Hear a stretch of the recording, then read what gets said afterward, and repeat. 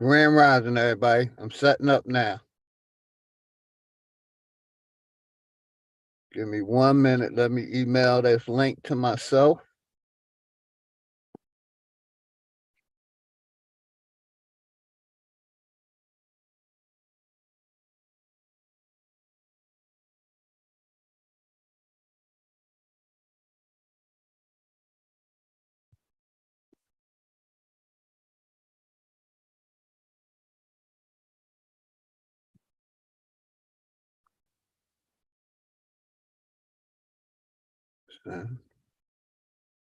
Give me a minute, everybody. Go to my email. Inbox.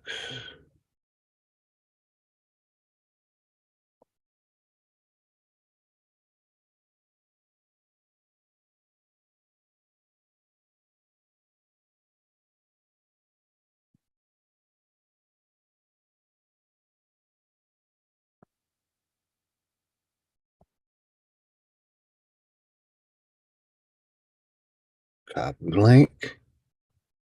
Come in here. Shout out to Prophet Levi. My Naga. Much respect, brother.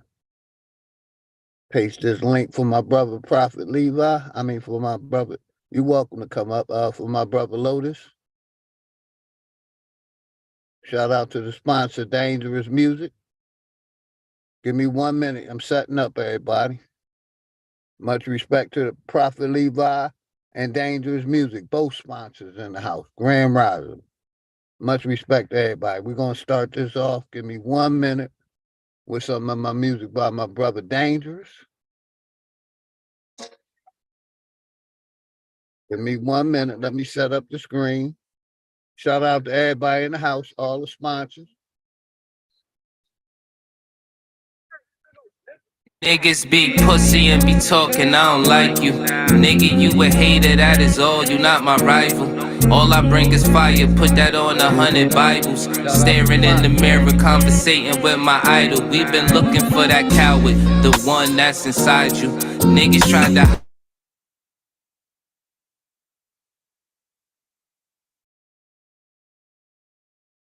I didn't think through.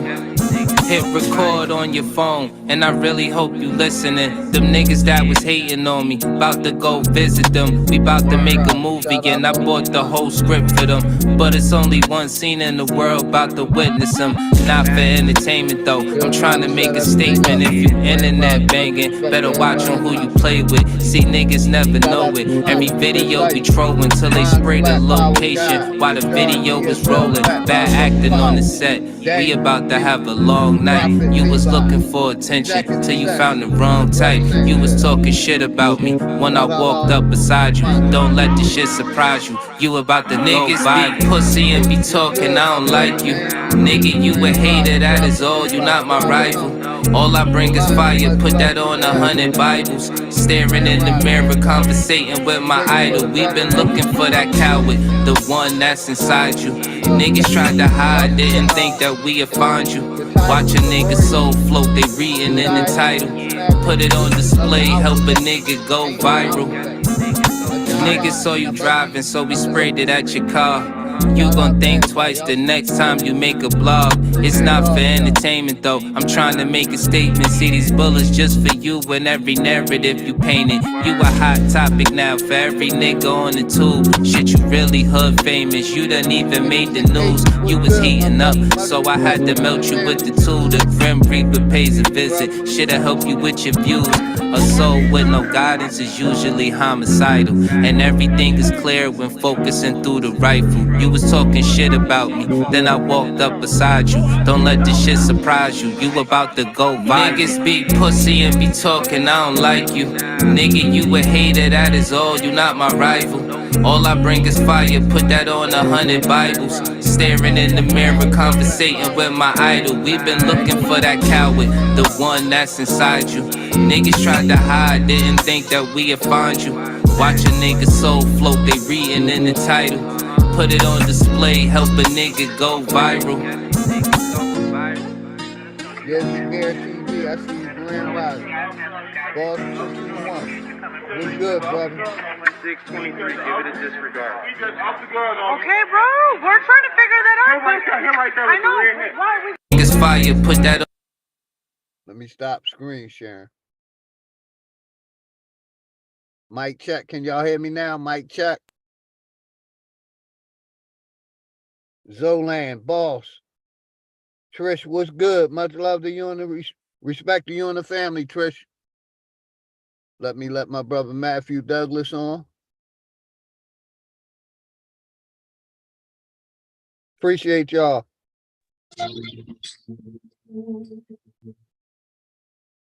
What's good, my brother Matthew Grand Rising? Much respect to you and the family, brother. Grand rising to the family, my good brother, Big Dog Philly OG. What's good with you? I got you. Everything good. Yeah, you couldn't hear me over the music, but it's all good. I appreciate y'all. I see the ones in the chat now. But go ahead, brother. Let's. Oh yeah, let me slide these headphones in and turn this stuff off. Yeah, take your time. Shout out to brother Lotus in the house. We got a fire presentation coming up. Appreciate you, Twitch, for tapping in. Yogi Bear TV, Boss 221, Zolan, Prophet Levi, Dangerous Music, 56 Aces, Yolanda. Appreciate all of y'all. Much love and respect to all the family, man.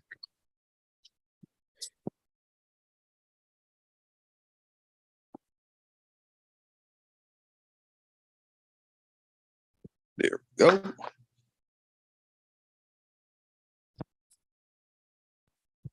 In fact, let me do this. Let's see. Damn. All right, let me make sure I get this in order. Bam. In case I get knocked out, you got the host, I can get back. Perfect. And everybody, what we're going to do is after the brother Lotus give his presentation, we're going to let people up. So the link is in the chat. We're going to let people up, but it's after the presentation. Much respect to everybody. Go ahead, Lotus.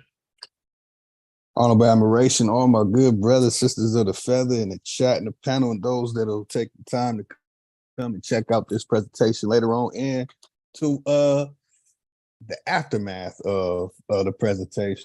Man, this is a subject that I've been dealing with for a while, so I will definitely enjoy and I would say indulging. Yeah, there's definitely going to be some indulgement because there's a lot of crackpot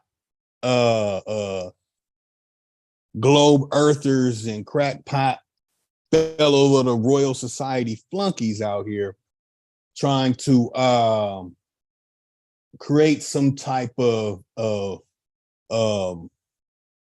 negativity towards the flat earth and the Aboriginal community.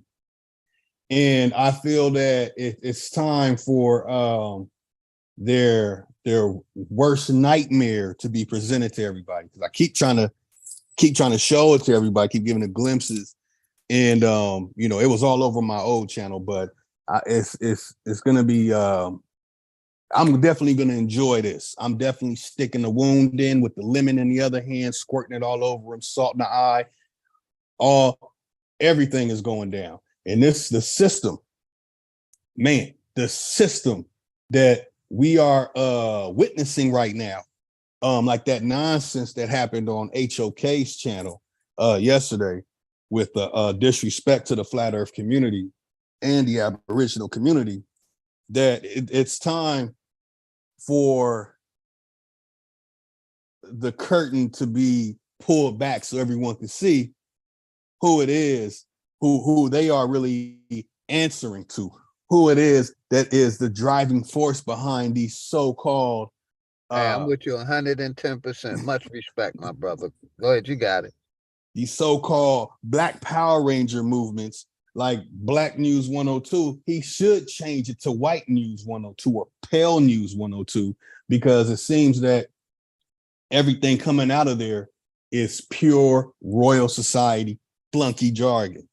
So before I really dig into that, because that's going to be one of the main focuses, I decided to divert majority of what was going to be talked about today in that direction due to the recent events and to the issue I had when I went and participated on Garfield's channel dealing with the Pan-Africans, such as Rob Bourne, True Storian, Anka Keck, and a couple others. They actually let me on. As soon as I said what I said, Rob Bourne had to say, "Oh, we're not doing that today. We're not doing that, Lotus." And earlier that day, they disrespected the hell out of Bro Sanchez. So I feel that everyone should notice, everyone should have this information because it makes it so much easier to deal with these globetards, to deal with these pantards, and we're just gonna be 100 about it. Bro Sanchez had a amazing live stream earlier.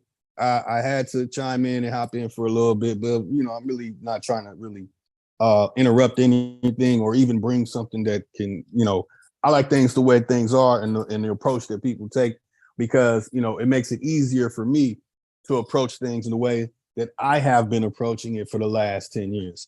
And this is a problem for us. And I see that in order for us to really take these steps further, we're going to have to really let go of, it goes beyond letting go of the Eastern and Western religious stuff.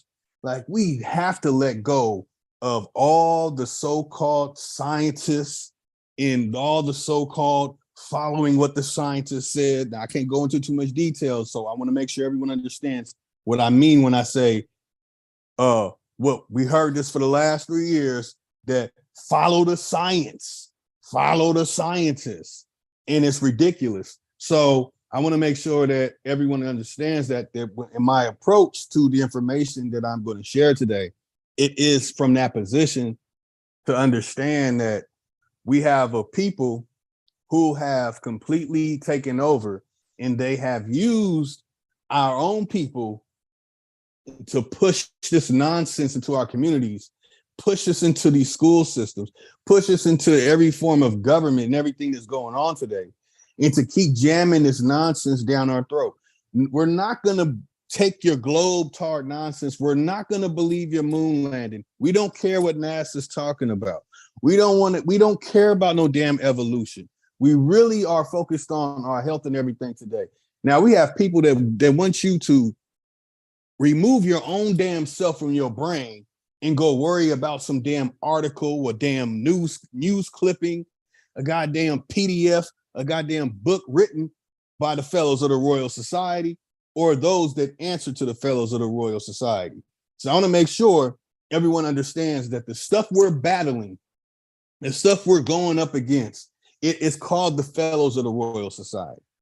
So I will make sure that the information about the alphabets that I go in today, it's going to be real short and to the point, and I'm going to just dig right in on the stuff that they don't want you to know. Like, you can argue with these pantards and these globetards all day, all night long, but and they'll go along, they'll let you talk. But once you say Fellow of the Royal Society, and once you say, aren't you guys commonalities to the Fellows of the Royal Society? Aren't y'all subjects to the Fellows of the Royal Society? It's the end all be all. And unfortunately, on both sides of the aisle, some of us are still attaching a lot of our information and our knowledge in the way that we conduct ourselves in research using Fellows of the Royal Society nonsense. And I'm saying, and I'm too excited, obviously, because I can't stand the Fellows of the Royal Society. They control all institutions of learning, all Ivy League schools. Let me give a real good example. We have people who will go to trade school and will get a trade and make their money and do these things. We have people that do construction, all these things, work on HVACs, get AC systems going, learn how to build solar panels and stuff, do all these physical things. And then we have people who go to these Ivy League schools who follow that Royal Society nonsense, and then they get these so-called careers where they're getting paid $400,000, $500,000, $600,000, making $1.2 million a year. And then when you really look into what they're doing, they're not doing a damn thing. They're not contributing a damn thing to humanity. They're literally enforced into putting out information or creating something that is it will benefit the downfall, the beneficial downfall of our people. And then we have these groups of people attacking the Aboriginal community, attacking the flat earth community, and this is what they're really behind. This is who they protect. So I want everybody in your mind to think of this. Draw out a triangle. The triangle itself is called the Royal Company. Okay.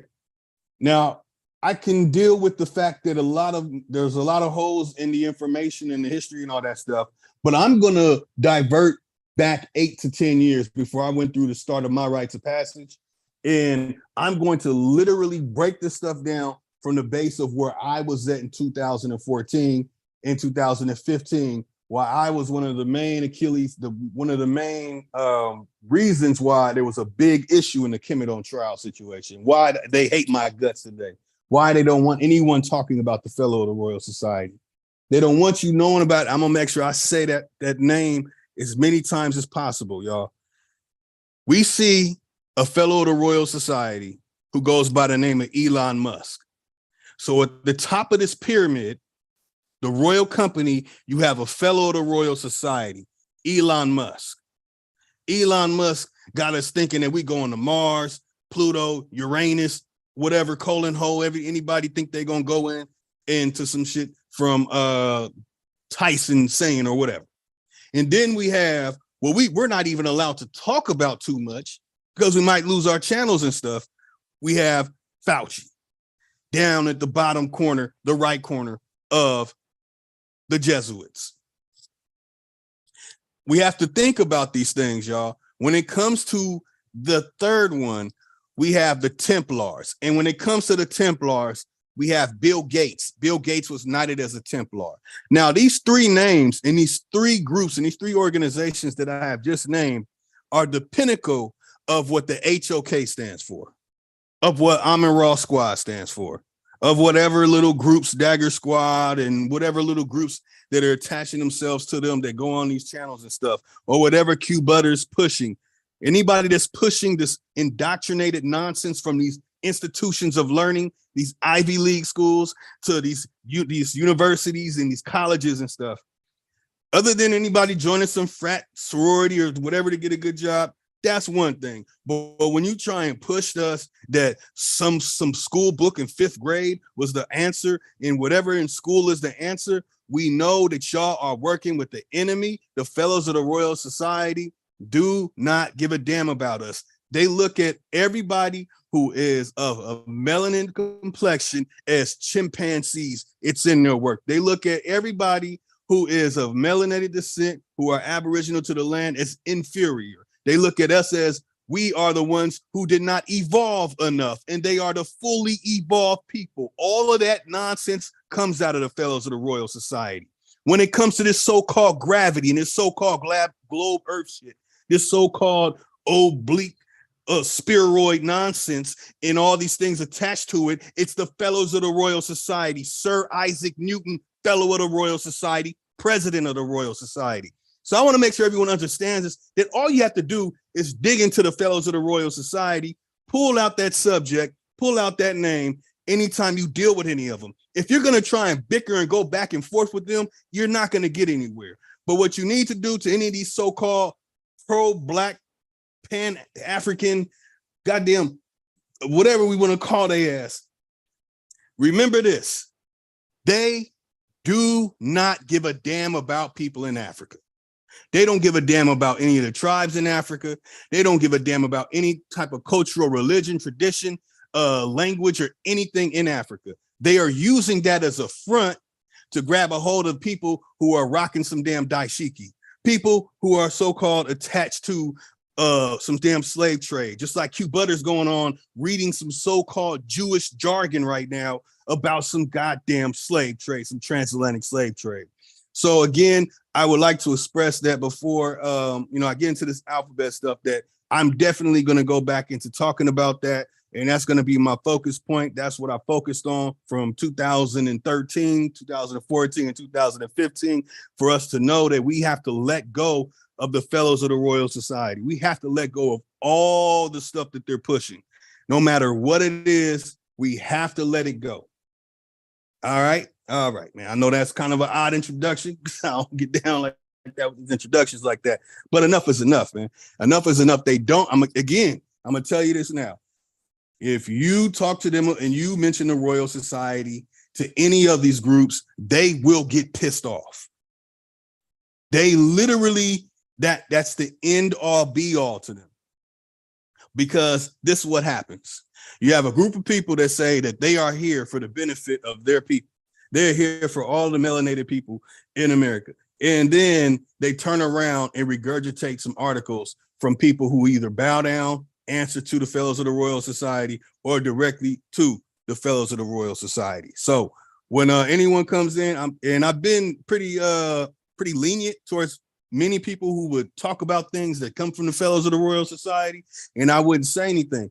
And I see that we have a lot of people, both sides of the aisle, that are still attaching their information and knowledge to the Fellows of the Royal Society. So the Royal Company, that's the AIU, created the curriculum we call history today. Fellow of the Royal Society on top, the biggest name we all see all the time, Elon Musk. And then on the bottom right, we have the Jesuit, whoever else is going to take over from there. We have Fauci.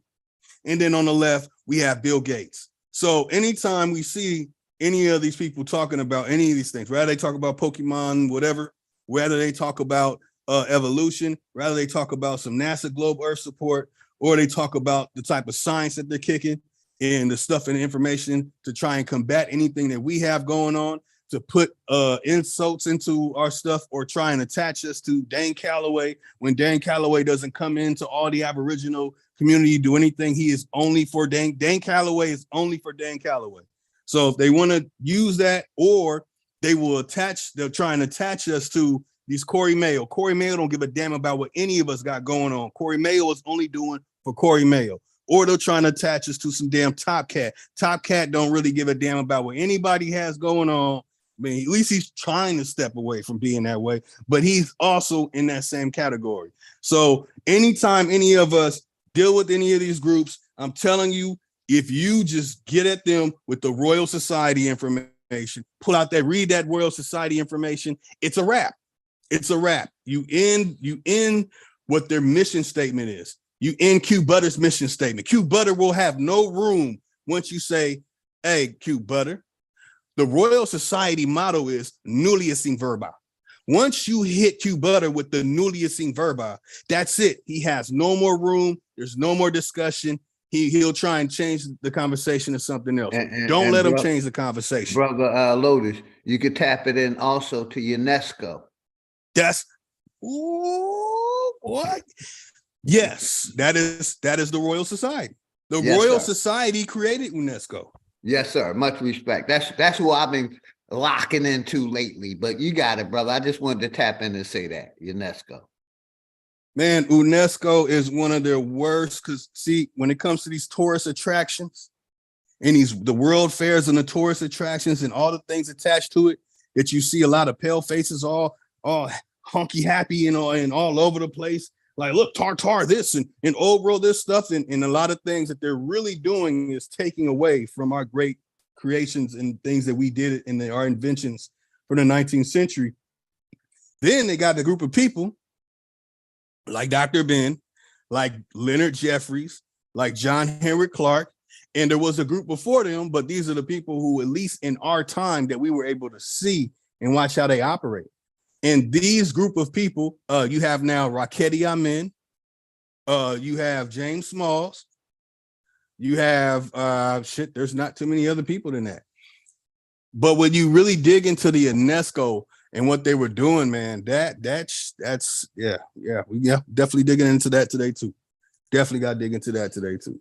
Because when it comes to these ancient alphabets and the information that they try and attach to some religious doctrine, UNESCO are the people who they will have push that shit down our throat. Excuse my language. I want to make sure I don't say too much profanity. But okay. And you know what? I think I will start with UNESCO. Let's look up UNESCO together. And that's what I'm gonna do, like I used to do back in my blog talk radio days. let's look and dive into this stuff together. Yeah, you know what? I will do that. Let's look at the origins of UNESCO. See, I learned a lot about UNESCO when I was dealing with the brothers with the Ethiopian World Federation Incorporated. We learned a lot about UNESCO and the things that UNESCO was about. In fact, we'll even look at it on Trickopedia. Hold on. Man, watch this. Watch this shit, man.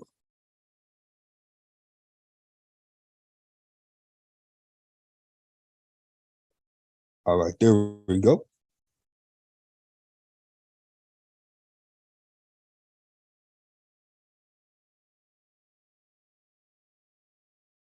Shrink that. All right, slide that to the side. Look at this. Look at this, y'all. Look at this. The I want to make sure United everyone reads Nations this. Educational, Science, and Cultural Organization is a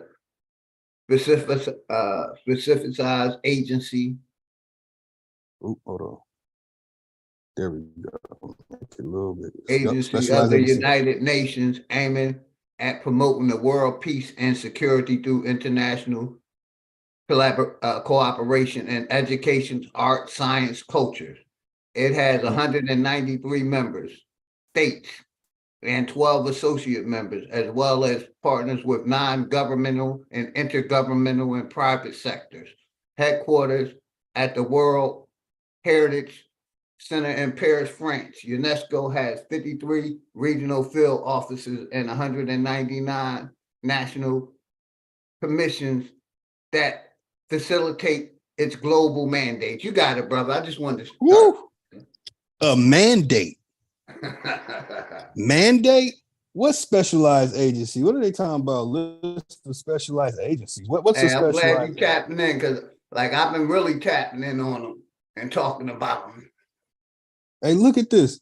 They all in our food and our act. That's why we got all this food with this high fructose corn syrup, red dye, yellow number 40, and let me read some of this nonsense. I got some of this damn poison right here in front of me. Told my girl stop eating this shit. God damn, man. All that bad stuff, I don't even want to read it. Hey, that scanners, they make it so small too, so you can't even read it. You got to be able to take a picture of magnifying glass and that shit. So they got wheat, they got this bleached flour, yellow, there they go. Blue number 2. You think you playing football reading a damn package of M&Ms. Yellow 5, blue 2, blue D. But the point is, we're people like Ankar Kek will have us under the impression that, man, they out here doing all this stuff. They trying to help us out. They trying to, help you when you get the Kung flu and you can feel better by doing something that they say, or you got to eat this certain food like this, and that's what they'll push. Because when we saw that damn pyramid for the food, they got us thinking to drink milk, to eat cheese and eat bread and all this stuff, and eat the damn wheat with the cereal stuff and all this stuff like it was good for us. And we know what it does to us. We know now, for those that didn't know, man, that stuff is killing us. But here they go. Here they go. They took over our food and agriculture organization. So, all right, so that ain't the focus. Let's get back on them. Let's get back on them. I'm glad you mentioned UN, UNESCO. Okay, so when we see that they were established in 1945 and the League of Nations International Committee on Intellectual Cooperation, that since 1945, we have been in the worst condition that we've ever been.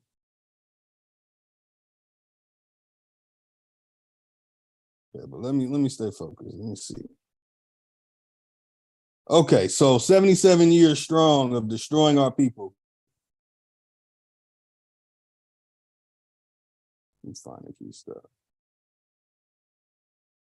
Here we go. Like I love getting to the name. So We got Henry Bergson, Albert Einstein, Marie Curie, Robert A. Millikan, and Gonzague de Renaud.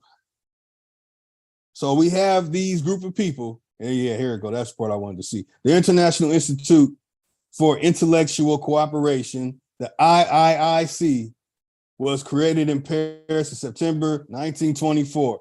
There it is. So that's when they really started to act as an executing agency for an ICIC. However, the onset of World War II largely interpreted the work of these predecessor organizations. So we're seeing that we're seeing the League of Nations. We're seeing that a war was going on and they had to interpret the work of the predecessors of this organization, trying to make it simple. I don't want to go over anyone's head, so I want to make sure it's simple as possible. As for the private initiatives, the International Bureau of Education.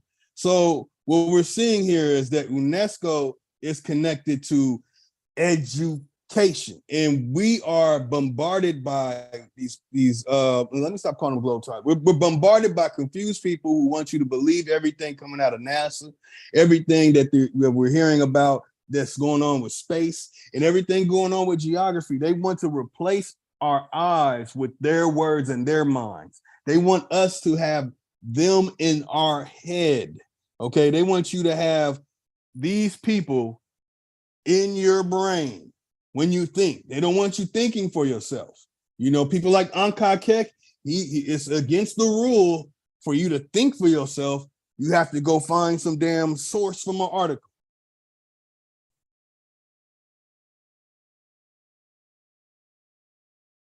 So the International Bureau of Education at UNESCO Category 1 Institute, mandated as a center of excellence in curriculum and related matters.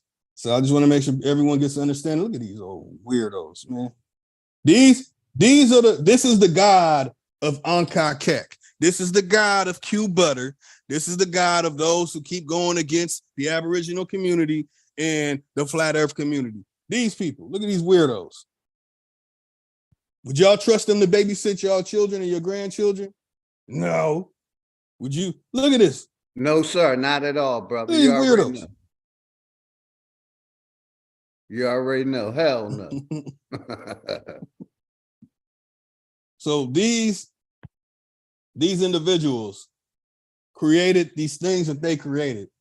And our people, I know from my own grandmother's mouth and her siblings who are still alive, that they did not go for it at first. My grandmother that's still living, my mother's mother, was born in 1931.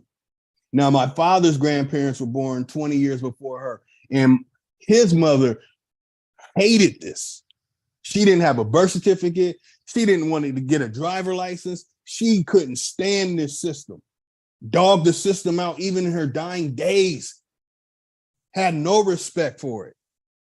And then we're going to have it replaced with these Amaral squads. But it goes deeper than that, because when you look on TV and you see what a great deal of our good brothers and sisters are doing over here in America, they all promote you to go to college and get indoctrinated. They're not going to tell you go to a trade school. They're not going to tell you learn how to do these things. Or even better, they're not going to tell you build your own damn school. Build your own create our own curriculum. What happened to us? Why aren't we creating our own language? Why are we not making more languages? What happened to us? We made all those inventions and we innovated all that stuff before we had UNESCO.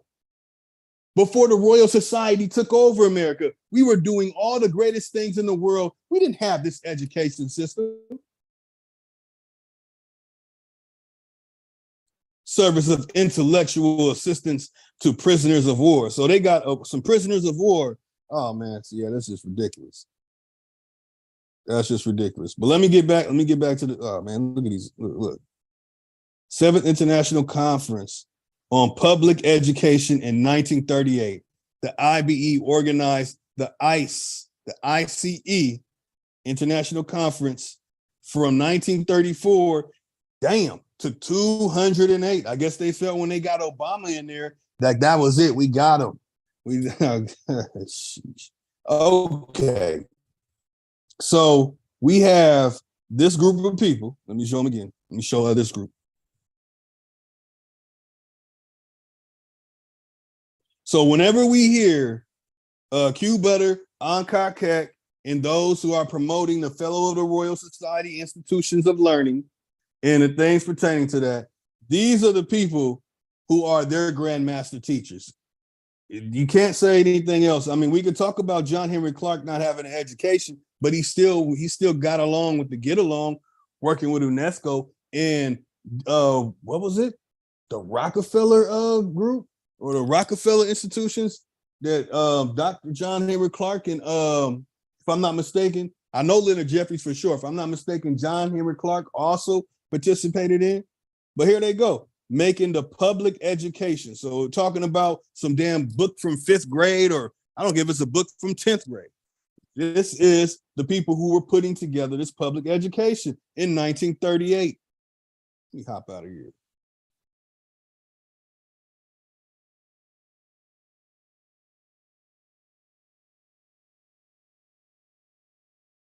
(1937), here go their little library where the lies are buried, and you can go read all the little lies they put in their little nonsense. Wow, the historical textbook collection. So they have 20,000 primary and secondary educational textbooks and atlases from as early as the 18th century from over 140 countries. But we have a period in the 19th century where records were being burnt. Now, I don't care if people want to say it was accidentally burnt. I don't give a damn. What they are saying is we burnt all the records. And then the AIU comes in. By the way, they're all answering to the AIU. They're all answering to the Royal Society. And they have made 20,000 primary and secondary educational textbooks. That's their shit. Not our great-grandparents, not our people. We didn't put this together. The atlases. So any of this globe Earth stuff is coming out of people of hold on. Such as Guraro. Oh, okay, that's a language. So here go. I guess these are the languages that they focused on. Yeah, these are the languages in Irish Gaelic. Yeah.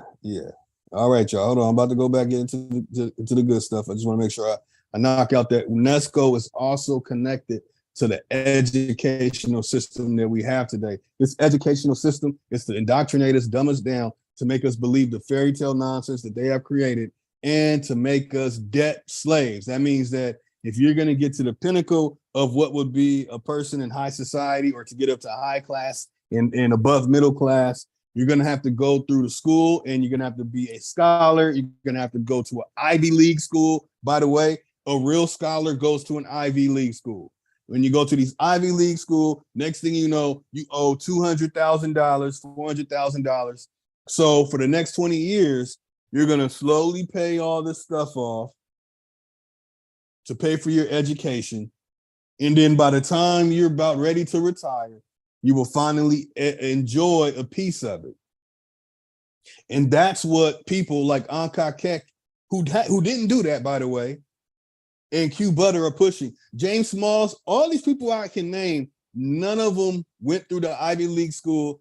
None of them went and got an education and got a degree and actually has a career doing these things, making 200, 400, 800 or 1 point whatever million a year. None of them are doing it, but they're pushing it. That makes it look even worse. Why are they trying to push this new educational movement on us, huh?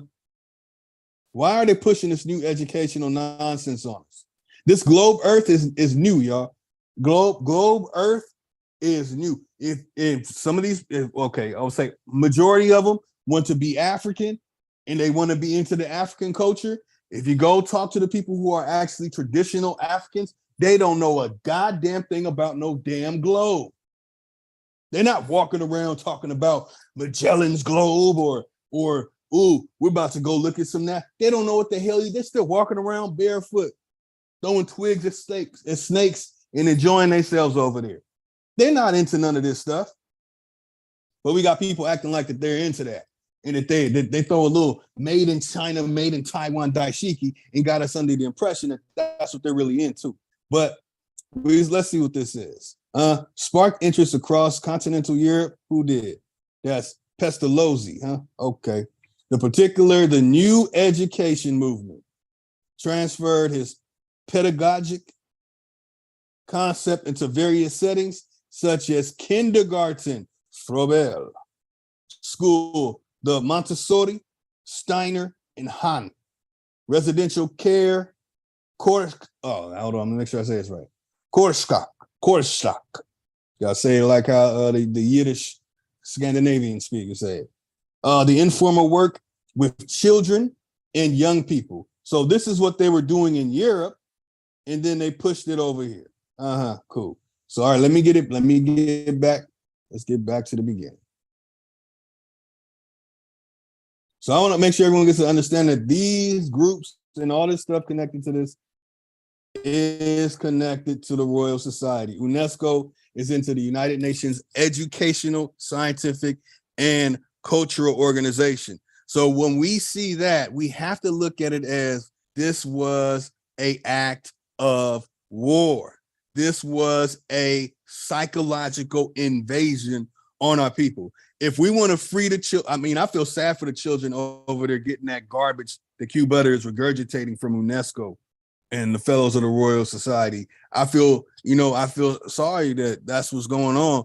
And, that we know the education system and the whole college thing is a scam to get us to be in debt, to an educational system, an Ivy League school.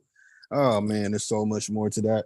Everyone, if y'all ever get time, look into UNESCO's programs and the stuff that they were putting together. So who are these states? All right, let me see who the states are. Okay, so all these states, 193 states. Sheesh, I'm not even going to name all of them, but we have states all over the place. So I still communicate with some decent, buddies of mine and some sisters that are over there in Africa, and they call their people who go along with UNESCO, they call them coconuts, and a coconut is the equivalent of what we call an Oreo cookie in America.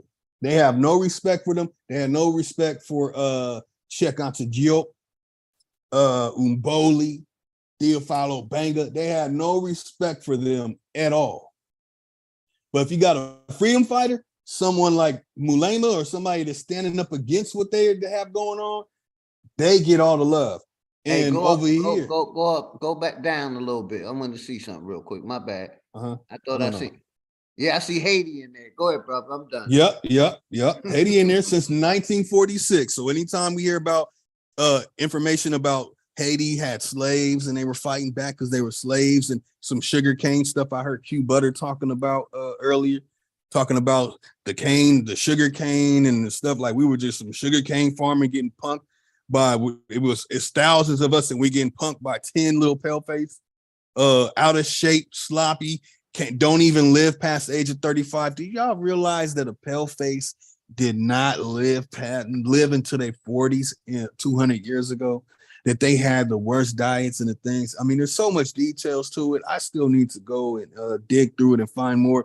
That it was very few pale faces that were living past the age of 50. Look into pale faces and their hygiene and their dietary stuff they were doing. They had to create something called the Order of the Bath to wash their dirty ass. But we're supposed to believe what they say. All these states. I know I'm going through them fast. I'm not going to name all of them, but I want everyone to get an idea that UNESCO is taking over in the 20th century. Okay, you're not going to see 1800 on any of the stuff. Well, obviously, it wasn't put together in that time.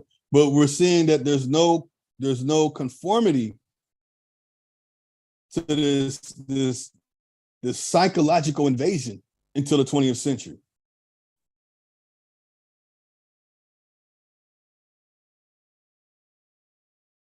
Nothing. Look. See, that's when the Dergs got in there into Ethiopia and were working with the British. Sheesh, look at that. Look at that. So I want to make sure everyone gets that, man. I'm glad that you brought up UNESCO. Yes, sir, because I've been doing my own research on them, you know, because that's who basically educates the world or miseducates the world, like I like saying. Go ahead, brother, you got it. That's right. So here are the 2 permanent observers and 10 intergovernmental organizations with permanent observers missions to UNESCO. The Holy See. Ooh, the Holy See. What the hell going on here? See, some more fellow the Royal Society stuff connected to the Jesuits, the Diocese of Rome. So any of that information of the history of some so-called Roman history and from Remus and Romulus to whatever soldier you want to think of, Caesar, you name them, and all that stuff. Who is it? Who's indoctrinating that? Who's pushing that history? Now, like I said, I want to really look at this from how I was going at this stuff 10 years ago before I started finding out that there was too many holes in a lot of this information. But we even see that UNESCO has a hold on the Holy See, the Sancta Sedes, the ecclesiastical Latin, the Santa Sede. Very, very interesting. So they got a whole foot on the neck of the Catholic Church. Damn, UNESCO, what y'all doing? The Sovereign Military Order of Malta. Sheesh. God damn, boy. Damn, UNESCO, damn. The Knights Hospitaller. Sheesh. Damn. So right there, you see UNESCO. Like I said, you got the Fellows of the Royal Society, the pyramid, the triangle, whatever you want to call it, is the royal company. On the top is the Royal Society. Elon Musk is the face of the Royal Society right now. Got us believing into some gravity and going to the damn Mars and all that fairy tale nonsense. And then we see the Holy See, that's connected to the Catholic Church connected to the Jesuits. And then we see the Sovereign Military Order of Malta. That's the Templars right there. You ain't gotta believe me. Order of Malta, the Knights of Malta. Their coat of arms. Look at that.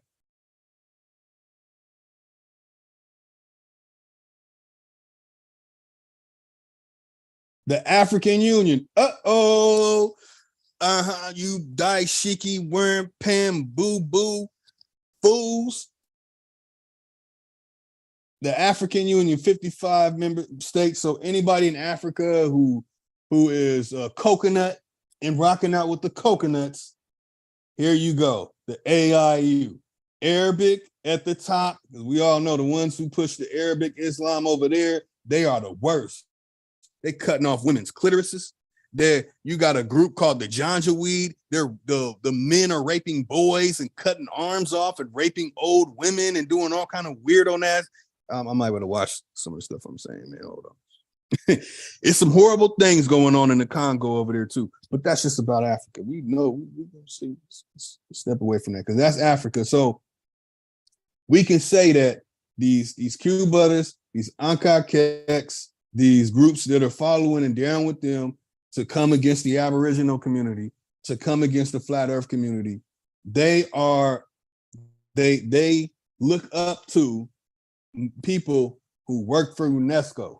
And when we see what UNESCO has control of, we can see that they already got the Jesuits, they got the Templars, and they got the African Union. So anybody doing anything out of Africa, and we know all the ones from Africa that come over here, they're big time sellouts. They only marry white women or they only marry pale men or pale women. Anyone who has some money or related to some type of rulership over there, they don't even look at us. They won't give a damn about us. And the men, they'll dog our women out, like whatever. But ultimately, they will marry a pale woman. Sometimes before they'll marry their own from their country, they'll marry a pale woman or pale man over here. The Arab League Educational, Cultural, and Scientific Organization. Now, I know a lot about this. Because I know what, I can't say too much of that. I'm saving it for someone to jump out that window thinking they got a parachute on anything about Arabic history. or anything about Islamic history or whatever. They made that up too. They made up that Roman stuff. They made up that Templar stuff. They made that up. UNESCO and the Royal Society group of UNESCO runs that too. The Arab Center for Arabization, Translation, Authorship, Public. I'm not even gonna read it, but I'm saving that. Hold on, man. I got some of that stuff. I got some of my bag up in here. The Council of Europe, we don't care. Here we go. Inter-American Development Bank. What? Yeah, it's very interesting, huh? Okay. The International Financial Institution.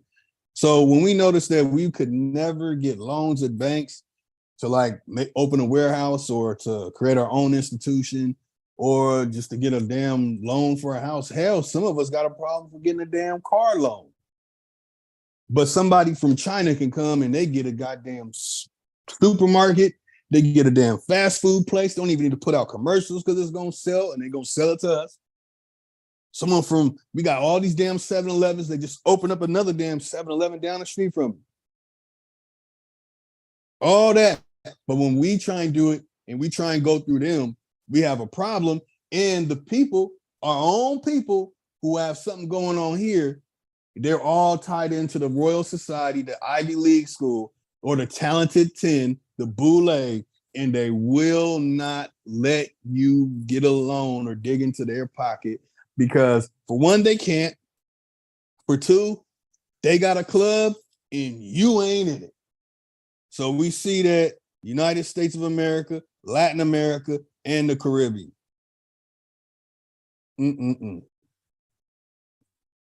First Pan American Conference in 1890. I've been trying to tell everybody, man, look into America after 1860. And then when it gets to 1890, look into the history of what was going on.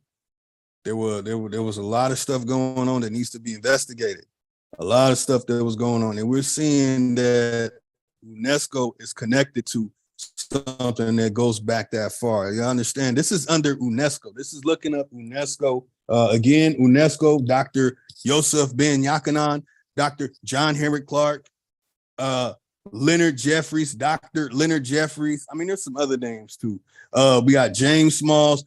These people are agents for UNESCO, and the things that they have done is to push us away from America, to push us away from studying the Great Basin. They want to make sure that you go look at Egypt over there. They want to make sure that you go focus your knowledge, your information, your resources to there. It costs over $3,000 to go do some real work in Egypt. I personally know that I get invited every July to go work on dig sites in Egypt. It costs over $3,000 to do that. When Zahi Hawass does something in Egypt, he makes $20,000 per temple. Okay. It's all a financial money grab. And obviously, we can't even call, you know what? We can't really blame Sonetta, but he let that go down on his channel yesterday. So Sonetta, man, that's not cool, man. That's not cool what you let go down on your channel. So the member states, shit. So right now we have a lot of money going to all kind of countries. And we have a borrowing going on with all these countries. I'm not even gonna name them. In the non-borrowing countries, man, this is crazy, man. This is crazy. Okay, so the Islamic educational system, whatever. Okay, the Latin America facilities, everything but us. I'm telling everybody, UNESCO.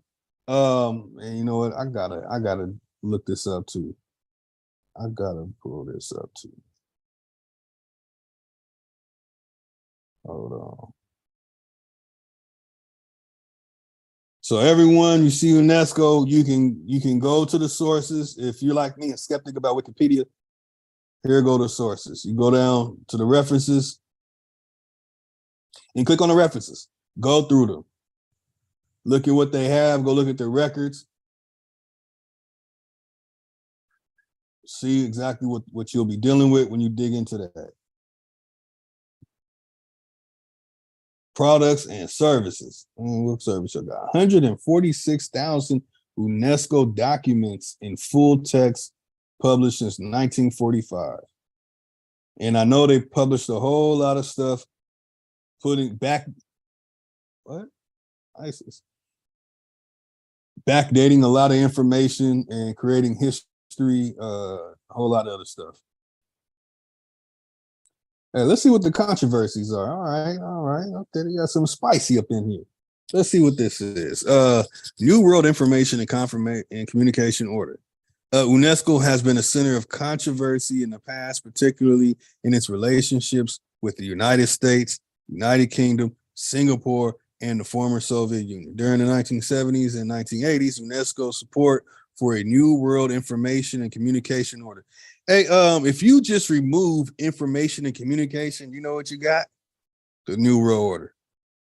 And it's McBride report, the McBride report. Y'all, if I haven't heard that, look that up. Damn. Calling for, democratization of the media and more. Man, I don't even think I could read this stuff here, man. This might cause some little shit. This is the stuff we witnessed in the last 3 years. So democratization of the media and more egalitarian access to information was condemned in these countries as attempts to curb freedom of the press. UNESCO was perceived as a platform for communists and third world dictators to attack the West, in contrast to accusations made by the USSR in the late 1940s and the early 1950s. In 1984, very interesting year, y'all. Check out that book and movie. The United States withheld its contributions and withdrew from the organization in protest, followed by the United Kingdom in 1985. Singapore withdrew also at the end of 1985. Yeah, there was a big thing. Singapore, people getting killed over there on that. Citing rising membership fees following a change of government in 1997, the UK rejoined, the United States rejoined. Look at this, 1997 they rejoined. United States rejoined in 2003, and it's been shit downhill. So I guess they were like, boom, y'all do the 9/11 thing. We'll work something out. Boom. 2 years later, back in. Singapore got back in 2007, and we know the connection of Singapore with Barry Soetoro. In case y'all don't know who Barry Soetoro is, that's Barack Hussein Obama. So we got Israel down here. We don't give a damn about them. Occupied Palestine residents. Oh man, so there's so much. There's so much. The Nanjing massacre. God damn, man. UNESCO is a piece of shit. Man. Yeah, they're a real piece of shit, man. God damn. Sheesh, man. I might not even make it to the alphabet dealing with UNESCO. Okay. All right, let's dissect this from the beginning. So we know about the United Nations. Again, like I mentioned earlier, the situation in Congo, those are United Nations soldiers who are doing the most weird, nasty, sadistic things, but that's over there. They need to fight and get their ass out of there. So we got Arabic, China, France, Russia, and Spanish. The UN, I'm not even going to read the United Nations stuff, man. This is ridiculous. So the head of the Pan Boo Boo and those who are Pan Boo Boo supporting the Globe Earth stuff, the key elements to the origins of them stems back before Dr. Ben, Dr. Clark, Leonard Jeffries, and James Smalls. We have Marcus Messiah Garvey, and the other people that were moving and shaking during this time. So if we see that these groups of people were a part of this stuff, and the agendas they had, obviously, Dr. Ben wanted you to go pay all that money to go to Egypt and have you believe you're from Africa when he was from America, and all these people are from America, And they want you to focus your resources and attention over there. And it's just damn, that's just disgusting. Okay, let me see. UNESCO Pan-Africans. Let's pull them out. Let's see what we get. Pan-African Shout out to Initiative. everybody in the house. Much respect to everybody. Go ahead, brother. Let's see who's on this list. Come on, UNESCO. You know you want us to read it.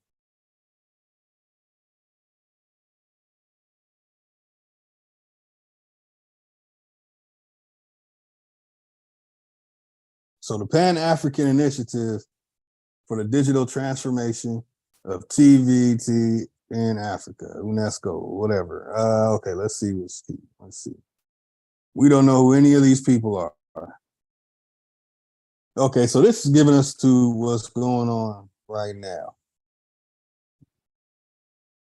which not too much concern. Why are these? See, I don't hear nobody talking about these groups. Hey, y'all, look this up, y'all, so we can see. I want everybody to look this stuff up. See who's pushing this Pan-African stuff, who keeps it going on. Because for all we know, these are the handlers. His full name over there. Looks like Ashkenaz right there. I don't know, he look weird as hell. We got these groups. Who is it?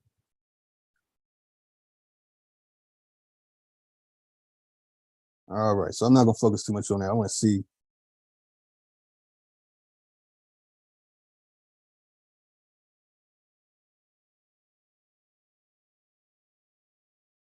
I want to see the connection to what's going on right now.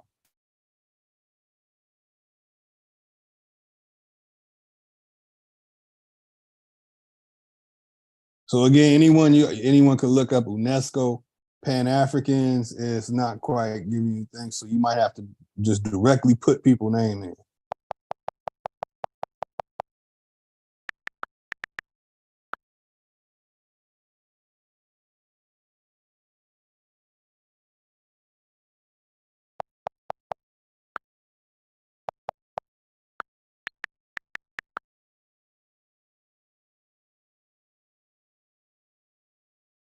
Okay, number one, Dr. Ben. All right, let's see what Dr. Ben, let's see what they're talking about with Dr. Ben.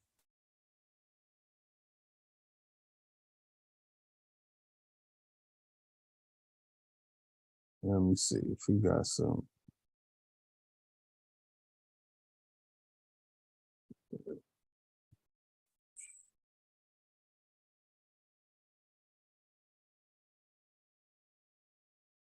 Here it is. Here it is. So accounts agree on little else other than Dr. Ben, aka Ben Yakina, was raised in the Caribbean and immigrated to the United States about 1940, where he reportedly worked as a draftsman and continued his studies. He later stated that in 1945, he was appointed chairman of the African Studies Committee at the headquarters of the newly founded UNESCO. He said that he worked for them until 1970. However, UNESCO staff state that they have no record of Mr. Ben Yakina ever being employed by the United Nations. Ben Yakina also stated that he began teaching Egyptology at Malcolm King College in Harlem, 1950, but his volunteer run effort was not funded until 1968 when it started with 13 students. That's shaky as hell right there. So Dr. Ben was like a double agent for UNESCO, and they say they have no record, and that's some shaky shit. Okay, so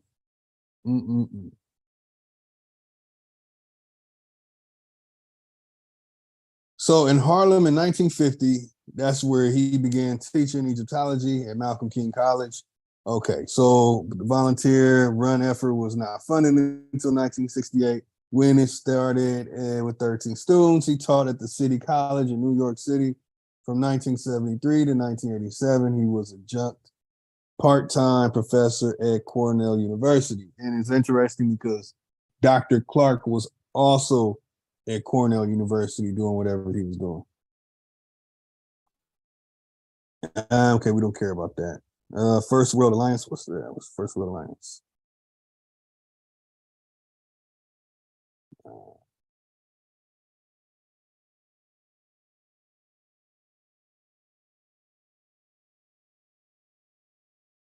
So this whole Africana Studies Research Center, ASRC at Cornell University. So, okay, for everyone, if you want to really see the agent that came in pushing this, as Bro Sanchez was saying, what's it called? The neo-pagan.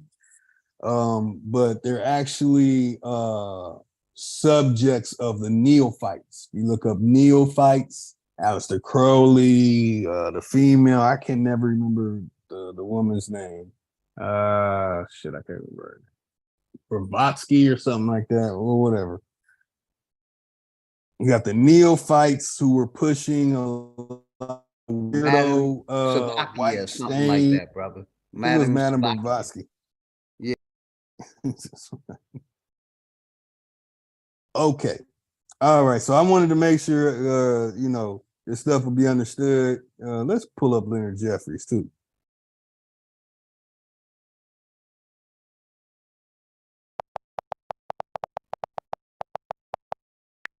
Leonard Jeffries went on Sonnetters TV and admitted that he was working for the Rockefeller Group. So let's see what it says. Let me see. This really him? Yep. Okay. So Leonard Jeffries, yeah, brother Reggie, I'm on your teacher's head. Former departmental chair of Black Studies in the City College of New York, part of the City University of New York. Jeffries, a political scientist, historian, educator, master teacher, really, administrator, and Pan-Africanist. He's an ist. Okay. He was born and raised in Newark, New Jersey, where he first developed his leadership skills and Pan-African consciousness. Garbage. He is the uncle of U.S. Representative Hakeem Jeffries. Who's Hakeem Jeffries? Look at this coon motherfucker. What party he in? Yeah, as I thought, a damn Democrat. Now, I don't care about Democrat or Republican, or even the fact that it was some brothers that created the Republican Party in Texas. But it's about what it's doing now.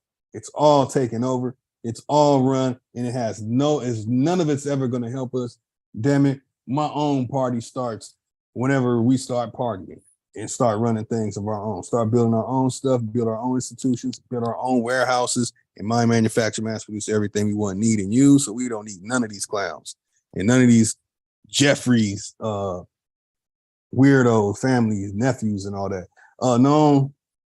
So Leonard Jeffries, known for his Pan-African Afrocentrist views of the road, blah, blah, blah. Let me get to the important parts. Okay, Association for the Study of Classical African Civilization, ASCAC. I actually know some people who are part of ASCAC.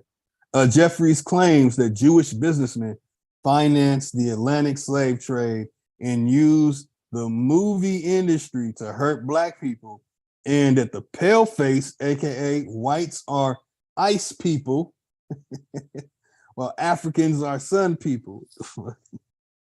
Received national publicity in the early 1900s. Now, I might have to go back up to that real quick. Jeffries was discharged from his position as chair of CUNY's Black Studies Department, leading a long legal battle that ended with the courts affirming the college's right to remove him from the position due to the incendiary remarks. So he's the spook that stood by the door and the person who was really telling on us too. So today, globe earther extraordinaire, Hugh Butter, was talking about this very subject right here, the Atlantic slave trade being funded by the Jews. Anti-Jewish propagandists have tried to exaggerate the role of Jews in the transatlantic slave trade. Now, I will express and say that there's never been a time on planet Earth where some damn Jewish people were enslaving people from what we know as Africa and bringing them to America. There were people going back and forth, but the only records that I know about are after 1860 with the Baron de Hirsch colony, the Jewish Association Colonialization, the Jewish Colonialization Association, the ICA, and there are import-export records of the activities of the paths and whatever was going on and who was going. There, you actually have records of that, but there's no record that is authentic of the so-called slave trade. And most of the stuff is very confusing. It's a lot of lies. I mean, shit, we most of us know that. So this whole 1490s gibberish of the Jews were expelled from Spain and Portugal, and a lot of people were trying to attach themselves to it and lie like Hugh Butter. I watched Hugh Butter lie and say he has ancestors that go back to those ships and all the little records. And it's BS, man. The records, impossible. I mean, there's a lot of reasons, and I'm about to dig into this stuff with the alphabets, the problem that'll clear up a lot of the information of the so-called triangular slave trade.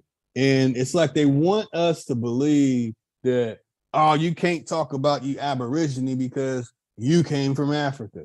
You can't talk against globe Earth and say it's a flat Earth because you were slaves and the only thing you knew was coming on a boat, and your knowledge and information is inferior to the people of the Royal Society and the UNESCO group.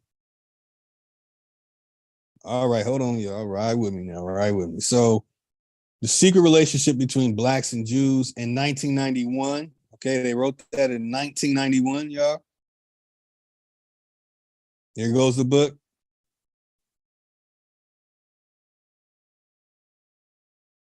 The final call. Well, who did it? Who's the final call? What's going on here?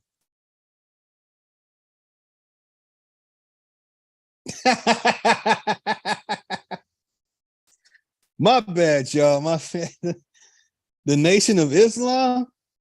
Man, that's the shit I be talking about, y'all. That is the shit I be talking. That's okay, y'all. So let's get on there. Let's get to the information. Organ harvesting. Sheesh. All right, y'all. Let's get to the information. Again, definitely needs to be dealt with, this UNESCO situation. And that was Leonard Jeffries. Went in on, we saw Dr. Ben they were saying he wasn't on record, supposedly working for the United Nations. Excuse me, but we know for a fact that when it comes to the tourist attractions and the tour groups that he would take from America to Egypt, that they were working with UNESCO. So we don't need all the details of that. It's let me get back to it.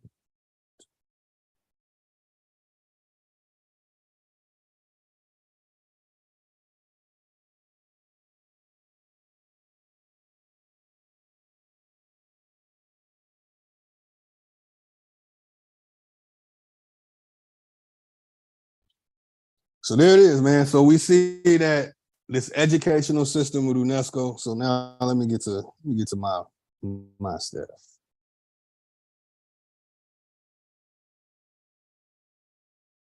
All right. So again, they do not want you mentioning the Royal Society, because when it comes to the so-called globe Earth stuff or this gravity, it's always going to be a fellow of the Royal Society. When it comes to the so-called peer-reviewed, it's always a Royal Society. When it comes to the stuff that True Story and Raw Born talk about, they do not want you talking about the Royal Society at all. And they got their foot on everybody's neck that is doing anything. In these groups that are controlling our educational, the educational system in America, well, our teachers are allowed to teach, and what we're allowed to talk about. We see that there's certain things we cannot talk about on YouTube today.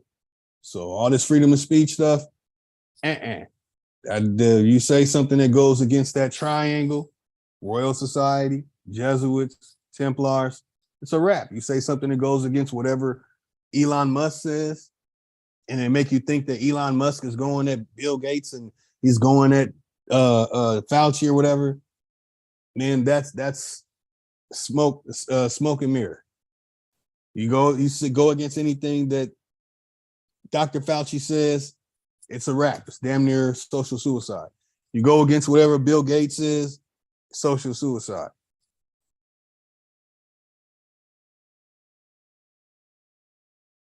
Let me slide this sideways. All right, let me wind down, y'all. Get to the information. So, the reason why the alphabet situation is important is because this is how we communicate. Other than talking and speaking, a lot of us text. I mean, 30 years ago, most of us, we had to call on a damn phone with a cord and then go hang out with our buddies. But nowadays, you can just text and talk to everybody all day long, or hop on some type of social media, SEO, and just find anything you want, talk to anybody, anywhere. It's amazing. The growth in technology has done in the last 30 years. So when it comes to these alphabets and the things that I'm talking about with the alphabets, if I look at it from the way it is today and from what I know today, it would be very confusing. So I want to go through this real quick and break it down at the points of understanding that these are symbols. Okay, these are symbols that have been put into a form that we call abecedary and also called alphabet. So I want to go over this stuff. This will only take 15 minutes, and then we'll be opening up the panel to go over the stuff that's been said today and a couple of things that I'm about to say. So alphabet, set of graphs or characters used to represent the phonemic, I've been messing that word up sometimes, y'all, structure of a language.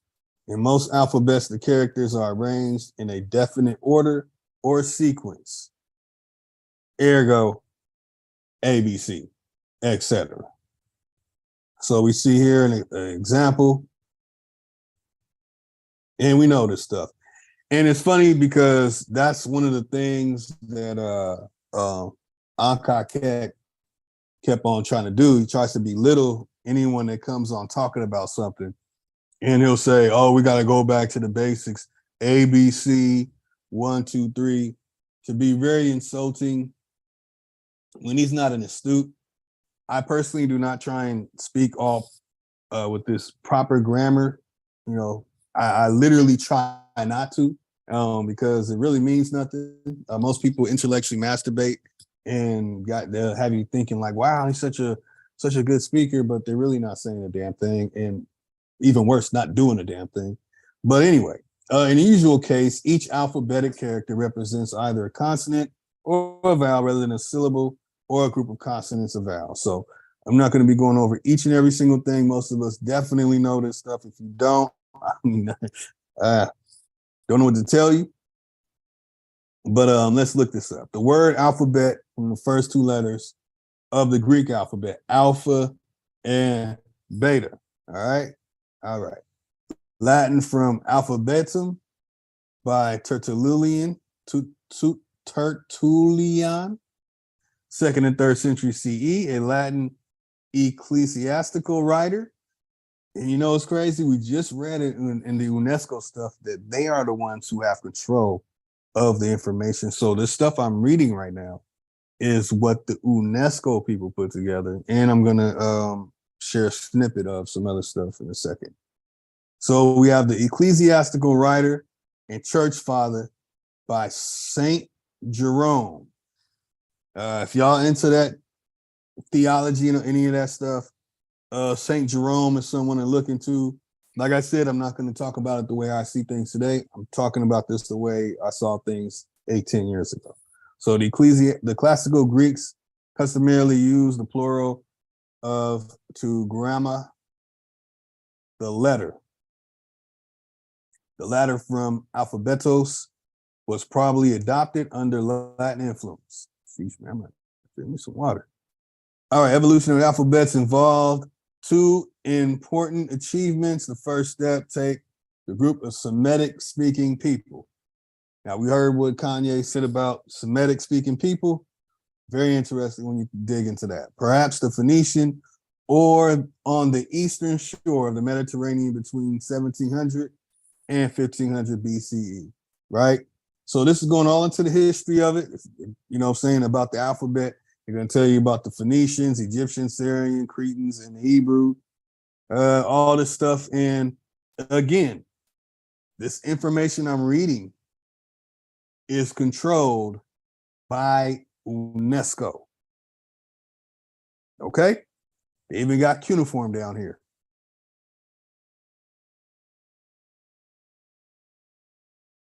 I'm trying to find the other stuff. The early Canaanite theory is based on several undeciphered inscriptions, also discovered since 1929. That's not even 100 years ago. At various Palestinian sites, the writings belong to a part to the circa 1700 BCE and are thus the earliest preserved documents in an alphabetic writing. Now, one of the reasons why I want to talk about that is the people who we call ancient Egyptians never had an alphabet. And when it comes to that so-called cuneiform Sumerian tablet stuff, there was no alphabet for anyone to break down. And the alphabet is a key. If many might not know about this, but when you're digging into cryptography, cryptoanalytics, and you're dealing with the cipher, you're reducing something from its whole to zero. So in order for you to do that, you need what is called a key. As I went over the pigpen cipher, these are keys that are used to decipher. And unfortunately, again, I gotta look at this from 10 years ago. Unfortunately, the people who are in control of what we would call a key are the Royal Society, or the UNESCO group, who will send you to these certain locations to go look at something and spend all your energy and your money and your time away from your family, or doing something in America, building up our own stuff here in America, over there, whatever they point you to go look at something, because that they'll consider themselves the source, and they'll write whatever the source is for what the key is. But when you really dig into these symbols and these letters that we use in the A, B, C, D, the abecedary, the alphabet, that each and every single one of the letters that we use, each and every single one of the letters that we use today has a precursor to the meaning of these symbols, or what we even call sigils. So I just wanted to get through that part real quick so everyone understand that the way of communicating with the ABCD situation and all that stuff. Where is it at? There it is. All right.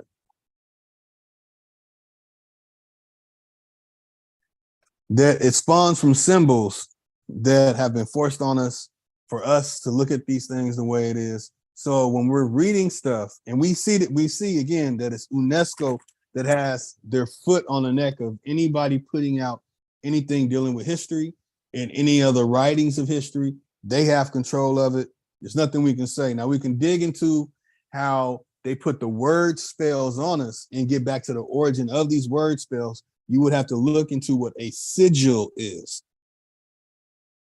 And we see here a sigil is a type of symbol used in magic. The term has usually referred to a pictorial signature of a deity or spirit. See, they're getting all weird, mystically, magically delicious and all that right there. So in modern uses, excuse me, y'all.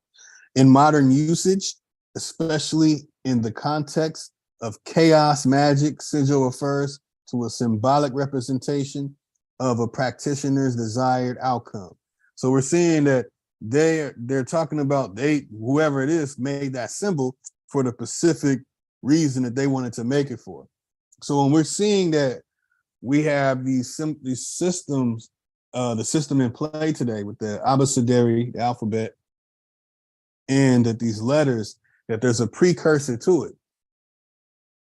So it goes deeper than just saying, oh, we're writing in cursive and it's cursing and you're in a spelling bee and you're doing spells, that it's even deeper than that. That the symbols itself have a precursor meaning to it, and the spells that we're putting on ourselves are even deeper than we think. So even when we get into the history,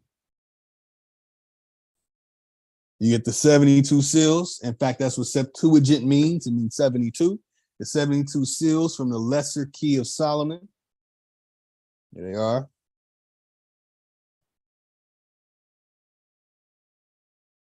The use of symbols for magic or cultural purposes or whatever, citation is definitely needed, because UNESCO and the Royal Society, they make a lot of this stuff up, but they don't cover all their tracks.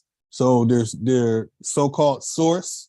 And if Ankh or the groups with them were reading this stuff, they would read this stuff and make you want to just believe everything they're saying, because then they'll pull up a fellow writing about an article about this stuff. So the term sigil derives from the Latin sigillum, but it's sigillium, sigilia, and sigils, meaning seal. All right. So we got all this keys of Solomon. They got all kind of weird stuff going on over here. This is where you get your Kabbalah and all that stuff from. It's all right here. If you haven't known about this, y'all check this stuff out and find the numbers and letters that we're using today in our alphabet. And then you can find and really put it together. People like Ankh, I'm gonna be mentioning their names a lot, y'all, in case y'all haven't noticed, I already have.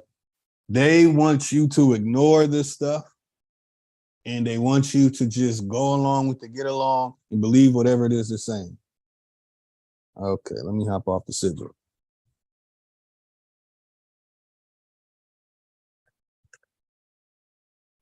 All right, so here goes one of my favorite subjects right here. This right here is something I've been teaching for about 10 years, 9-10 years.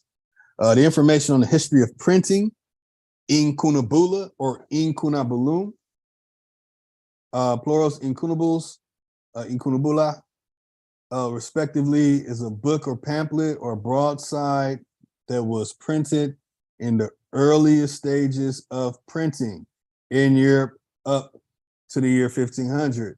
And that's why it's called incunabula, 1501 for the number 15. Incunabula were produced before the printing press became widespread on the continent and were distinct from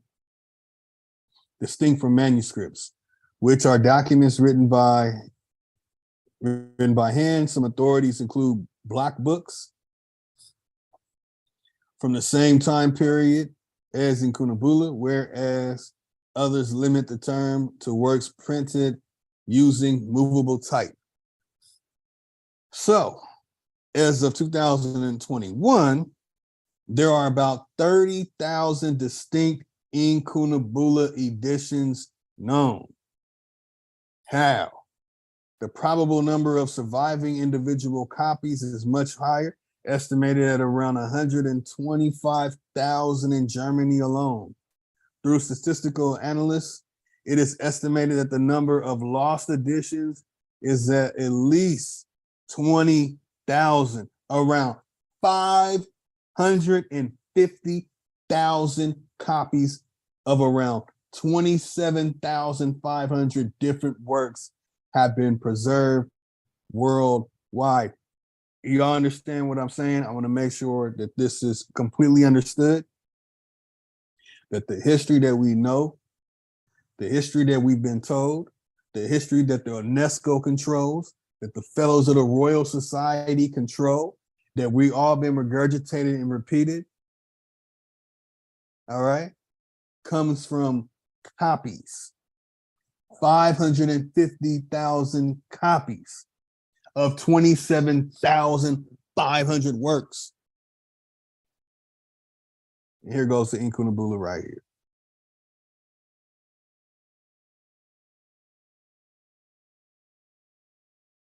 So when people talk about we got the slave trade stories and they start reading the slave trade story stuff to y'all, and y'all be like, oh yeah, you know what I'm saying? That's right.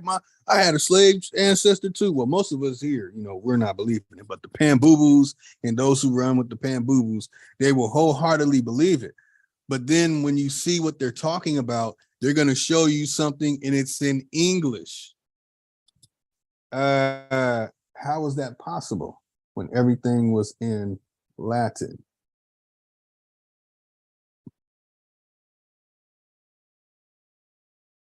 There was no English at this time. It was in Latin. All these copies, they originally were in Latin.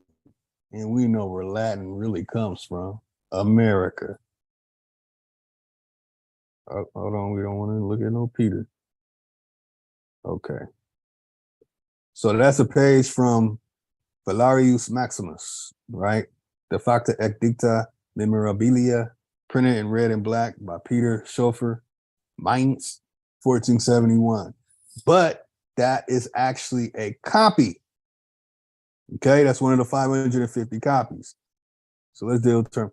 Incunabula is an angelicized form of incunabulum, reconstructed singular of Latin incunabulum, reconstructed, like that information that we keep getting about when they try and push globe earth and they try and say that, oh, well, we have information of globe earth being back this far back in whatever they try and say, what year, 14th, 12th century, whatever they try and say or attach it to. But we see that we have 550,000 copies, 27,500 works, and these are all copies. And then we're seeing that they are reconstructions. Okay, angelicized. When you deal with angelicization is a form of cultural assimilation. Now we see what's in UNESCO. We see the word culture. Okay, are they using Latin? No. What's really going on here, y'all? So angelicization is a form of cultural assimilation whereby something non-English becomes assimilated into, influenced by, or dominated by Englishness or Britishness. It can be socio-cultural, where a non-English person, people, or place adopts the English language or English customs. Institutional, where institutions are modified to resemble or replace with the institutions of England or the United Kingdom, or linguistics, where a foreign term or name is altered to become easier to say in English. All right, y'all, I want to make sure everyone look this up. Get this word, look this up, y'all. Look this will let you know when these Q butters are reading those so-called records of the Jews' involvement in slave, and then it's in English. How is that possible? How are you reading some 1492 to 1619 stuff and talking about in English when everything was Latin? Oh man, y'all understand. Okay, make sure everyone gets this. It can also refer to the influence of English culture and business on other countries outside England and the United Kingdom, including media, cuisine, popular culture, technology, business practices, law, or political systems. Sheesh. Angelicization first occurred in the British Isles, particularly to Celtic populations under the sovereignty of the King of England. Decline of the Celtic languages in England most occurred about by 1000 AD, but continued up to the 18th century. In Scotland, the decline of Gaelic began under Malcolm III, such that by the mid 14th century, Scots was the dominant national language of Scotland. In Wales, however, the Welsh language has continued to be spoken by a large part of the country's population, through the country still experienced Anglicization through colonization, institutional reform, and industrialization. Understand? I want to make sure everyone understands that. They said a bunch of languages, but everything is Latinized. The stuff that's documented that can be proven is printed, and they're using Latin to print it. So anytime somebody's reading some records, like Not a Coincidence does all the time, talking about somebody writing in English in the 18th century, early 19th century, it's an absolute lie. Latin, incunabula, and all this stuff after 1501, that was the standard print. That was the standard language being used. If you look into Old French, it's just going to say Latin. When you look into any of the documentation of anything that they were doing or categorizing of so-called the damn gravity creator, Sir Isaac Newton, they were using Latin. They did not use English. But for some reason, when y'all pull up their stuff, it's all in English. So we do not have the originals, because the originals are in Latin. All right, so I skipped some stuff up there, y'all. Look up Anglicization, pull this stuff up, dig further into it. You'll be like, damn, that means that this proves that a lot of stuff people have been saying is an absolute lie about records that they're saying that they have about these slave trades and all this stuff that's in English. Linguistic Anglicization is the practice of modifying foreign words, names, and phrases to make them easier to spell, pronounce, to understand in English. The term commonly refers to the respelling of foreign words, often to more drastic degree that they implied in, for example, Romanization. See? Non-English words may be anglicized by changing their form and or pronunciation to something more familiar to English speakers. Well, avocado. Some foreign place names are commonly anglicized in English. Examples include the Danish city Copenhagen. So when we see Copenhagen and we're thinking like, oh, they've been saying Copenhagen for 500 years. Nope, there goes the original name right there. Copenhagen. Sounds the same, all right? But somebody will pull up some information and say 1625, this person was in Copenhagen, and you're reading it, believing it.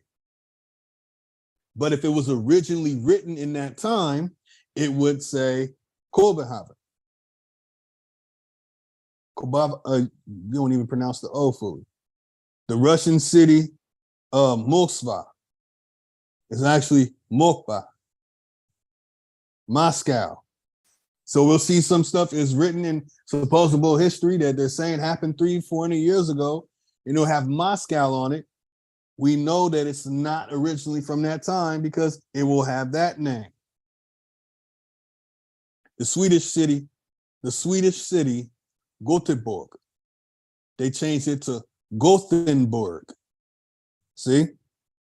The Dutch city, Den Haag, they took the Den off and just called it Haag. The Spanish city, Seville, originally Sevilla. They just changed to Seville, so that's not a big change. The Egyptian city, Al-Qahira, was changed to Cairo. See, they even got the Arabic symbols right there. The Italian city of Florence originally is Firenze. And it goes on and on and on.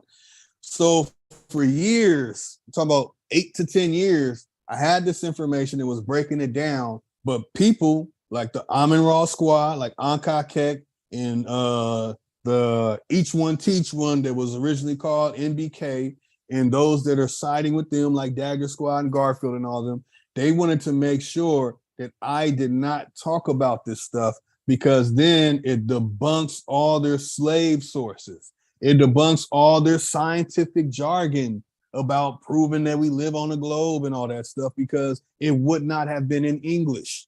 It would have been in Latin. All these so-called languages, they were using the Latin print. They were communicating, passing letters using Latin print, block printing, seals, and so forth. That was the standard way of writing. No matter what language a person spoke, they were using that Latin. It was all Latin, incunabula. And when you pull up Anglicization, that's how you get to it. And again, look, right back to incunabula.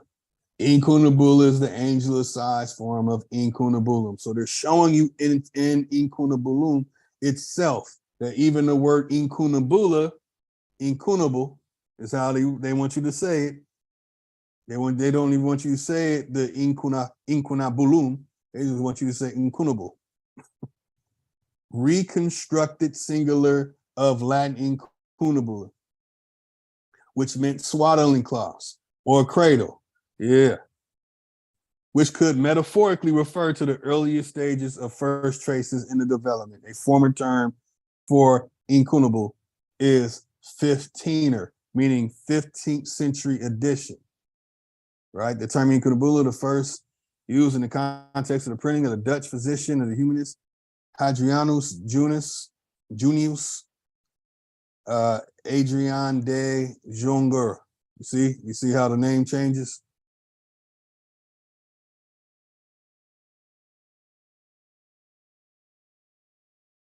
You got Patch's work, The Batavia, 1569, published posthumously. Damn, I'm forgetting how to say this word, man. Y'all bear with me. There's a whole lot of words. I haven't even looked at these words in a long time. Posthumously.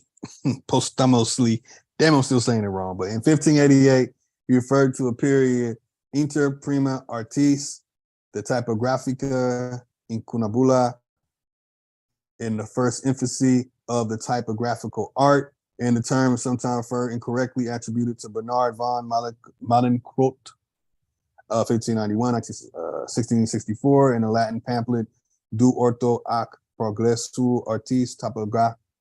Damn, man, y'all bear with me, y'all, man. De Orto ac Progressu Artis Typographicae, on the rise and progress of typographical art, 1640. But he was quoting Junius, all right? So we're finding all kind of little stuff going on. So again, let me get down to the important stuff. Let me get down to the good stuff. Potato. So here you have, got stuck. Here we have the print press. So anybody talking about some stuff in the English language in the 1700s, in the 17th century and 18th century and all that stuff, man, they are full of it. All that slave trade stuff, all that stuff is in English. But they will never show you the original. They will not show you the original. And Old French is Latin. So don't try and show me something in French. And definitely don't try and show anything in Portuguese or Spain or Catalan or the other variations of Italiano. Italiano, we're just going to go back to Latin. All right, so here it's just going into the types, the typographical book, the printing presses. Let me find the important part. Printers congregated in urban centuries where there were scholars, ecclesiastics, lawyers, and nobles and professionals who formed a major custom base. Standard work in Latin, inherited from the medieval traditions, formed the bulk of the earliest printed works. But as books became cheaper, vernacular works or translations into vernaculars of standard works began to appear. Why is there a citation needed for that? Because they really have no evidence of what they just said there. That's just to cover their ass for the lies that they put out, putting something in English to make you think that it was from that time, y'all. All right, so let me find the important stuff. Most of y'all might be familiar with this. So I want to get to the part. You know, on my channel, I will be going in on this. This is some of the information that I sit on that I put out on my channel a while ago that I just sit and save for anybody to jump out the window. There's a lot of stuff. I got a lot of jump out the window information. I just wait for somebody to, you know what I'm saying, say something stupid, like Anka Kek when he said that there was a man that lived and his name was Amerigo Vespucci, and that's where America comes from. So it's Aboriginals over here talking about we American, that we trying to be Italian when his name was Alberto. And when you dig in, that he actually had the name Alberigo. Name was not, and we say America. There's a whole lot of stuff into that. Not gonna go into that. Here go the Italicites. Where's the stuff? They go to Aldus Manutius. I did a whole thing on that. Statistical data. Yeah, I know this can be a little tedious for some. This is like a teaching moment. So let me just pull out the important stuff before we open up the panel.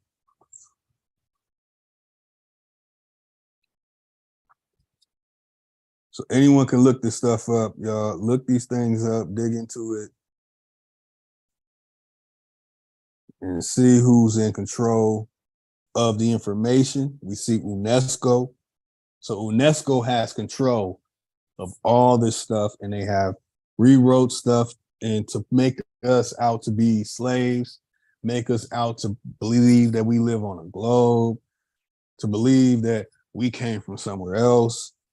And this stuff is ridiculous that's going on right now with these groups. They're really on full-fledged attack. It's like every year or two, they go after us flat earthers and us aborigines in such a disrespectful manner. But I feel that it's time that you know, they get exposed. I feel now it's the real time for us to really put it out there that they are deceitful, disrespectful. They want us to have a pale face in our brain thinking for us. They want to make sure that for anything that we say, that we have information from our own observing, our own observations, that it doesn't matter because we didn't get the approval of a pale face. And no, y'all, I'm kind of wind it down. Wind it down. And there was a whole part in there. I think they took it out. Yeah, they did. They took a whole part out.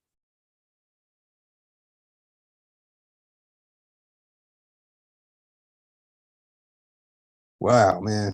That's how they get down though. They took a whole part out here that talked about the Royal Society. Oh, okay. Maybe it is in here. All right, here it is. The education system imposed by the Educational Act of 1870 and the Welsh Intermediate Education Act of 1889. The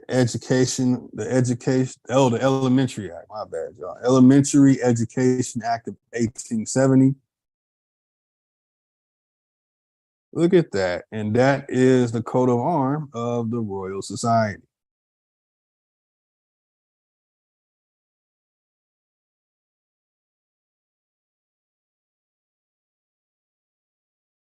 So we see UNESCO with the education, and then we see in this situation with Nkunumbula with the printing, that even there they have the Elementary Education Act of 1870.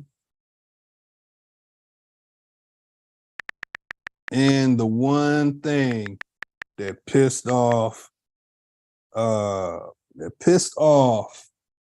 Bourne, and they didn't want me talking anymore. The same day where Bro Sanchez went on Garfield's channel and they got real disrespectful, started muting him and doing all kinds of stuff. They got pissed off that I brought this up. The Society for Diffusion of Useful Knowledge. So they've had stages of making sure that the indoctrination is put forth and we follow it.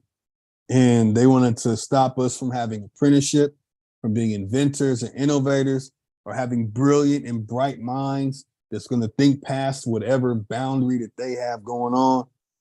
And It's time for us to dig into stuff and put it in their face to let them know we know who y'all working for.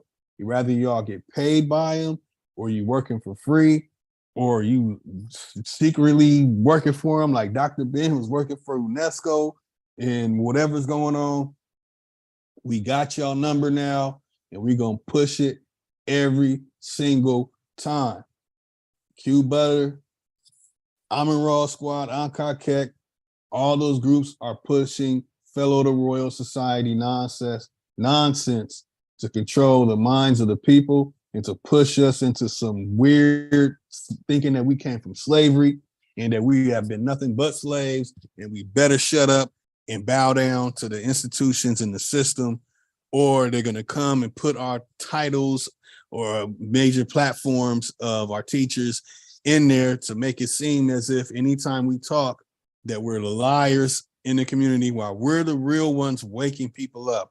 And this movement of waking majority of our people up here in America, it's at the point now where it's going to pour into at least 10% of our people. If you believe we're over 40 million, we're going to literally push over to where many of us are going to start waking up. And when more of us start waking up out of the spell that was putting on us, that's been put on us, these sigils and these spells they've been putting on us by putting stuff in English, talking about it was 300, 400 years ago, and we've been nothing but slaves, and putting these spells on us so we don't understand that we're standing on a stationary planet, and that we're not a damn ball falling or floating or flying in space and some damn going around some sun that's 96 million miles away and all this stuff. Man, I'm telling y'all, it's time to completely push back. And I want to make sure that I give everyone a full weapon. So as soon as they say something, they're not going to expect you to say the stuff that I shared today. And a lot of this stuff, personally, this stuff can be really boring. And there's a lot of stuff I left out because then it'll just be like a professor teaching. So I wanted to make sure I kind of like made a short story short. Well, very, very long story short as possible, which still went pretty long. Anyway, y'all, man, I land my flat planet with no curve. And I hope y'all appreciate this. I hope y'all can use it. Just remember, all their information is based on some damn fellows of the Royal Society. There's no way around it. They are pushing the agenda to make sure that we do not think outside of the box that they want us to be trapped in. And it's time for us to break free from it. I mean, what we've gone through in America for the last 3 years, enough is enough. You know, enough is enough. We don't want to believe your globe earth stuff. We don't give a damn what NASA says. We don't give a damn what your articles say about gravity or some damn curvature or some damn or whatever they have to refute about flat earth. I don't agree with everything a lot of flat earthers say, but I know we don't live on no damn globe. I know everything all that CGI damn blue marble stuff is fake as hell. We never went to no damn moon. I don't give a damn. I don't care. But I want to make sure that there's a way that they have no more room in their conversation. If you want to battle them, like I sat, I really don't want to say too many people's names, but I sat and watched True 111 Truth Seeker. I sat and watched him deal with them, their ridiculous criticism and all their silly nonsense that they were doing while he was talking about DNA and all this stuff.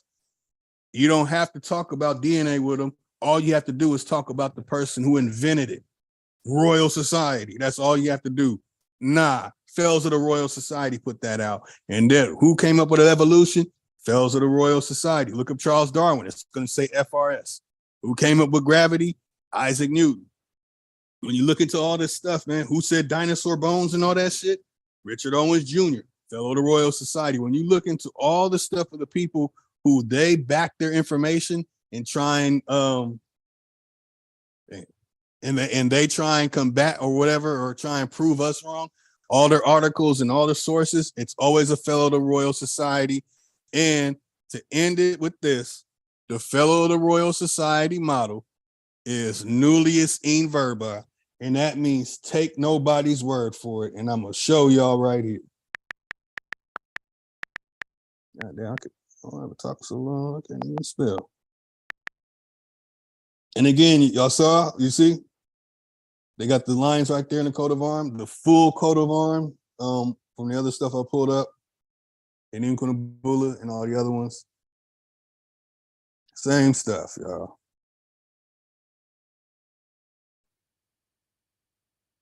What's their motto? Nullius in verba. Take nobody's word for it. So why am I going to listen to a person that claims to be pro-Black, pan-African, pan-boo-boo, this, that, and the third? That means that they should be sending me to somebody who's melanated. But instead, they're sending me to somebody who's a fellow of the Royal Society. And why am I going to take the word of somebody who says, take nobody's word for it? Why would I care about gravity, DNA testing, or any of that stuff when the people who they answer to said, take nobody's word for it? Damn your article. I'm not going to take your word for it. That's their own stuff. And what do they say? The Royal Society, formerly the Royal Society of London for Improving Natural Knowledge, a learned society of the United Kingdom's National Academy of Sciences.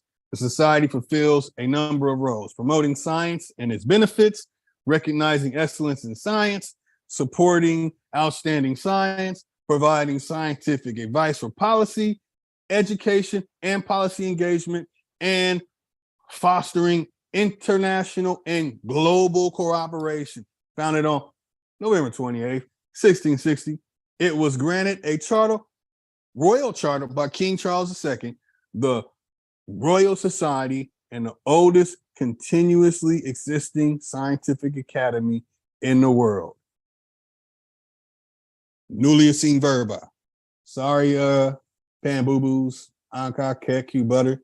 I can't take y'all word for it because y'all God, these pale faces, who's y'all God, says Nullius in verba. And y'all look this stuff up. I'm telling y'all, it will never fail. They say something, try and combat something. You can always look up a fellow of the Royal Society. They're going to be the person who points back to it every single time with things in history, translating stuff, archaeological sites, bone dating, dinosaur stuff, writing, just explaining Kunabula. That stuff was all in Latin. I'm telling y'all, fellow of the Royal Society, every time. They do not want you talking about it at all. That's it. That's all. Honorable admiration, all my good brothers and sisters of the feather. Everything real quiet.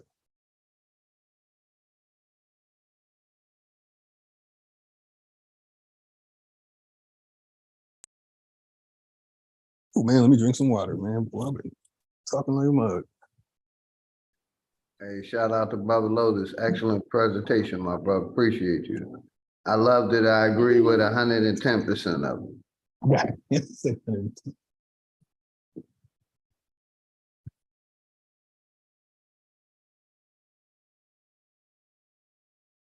Oh, truly my pleasure. And I left a lot out.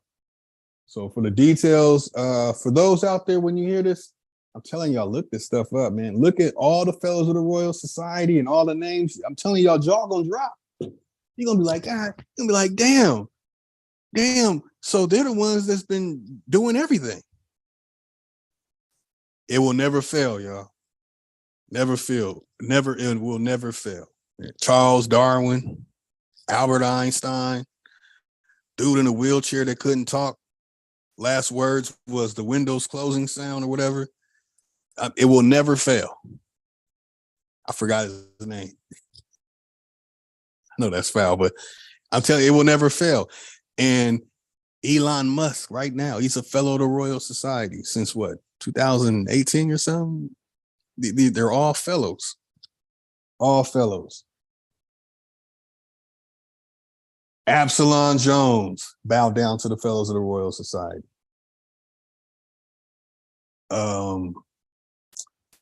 You name them. Anybody pushing that Bible stuff that they'll bring up in the 19th century, Fellows of the Royal Society. And you have to question the authenticity. Yeah, man, I'm really messing up on words. Let me drink some water.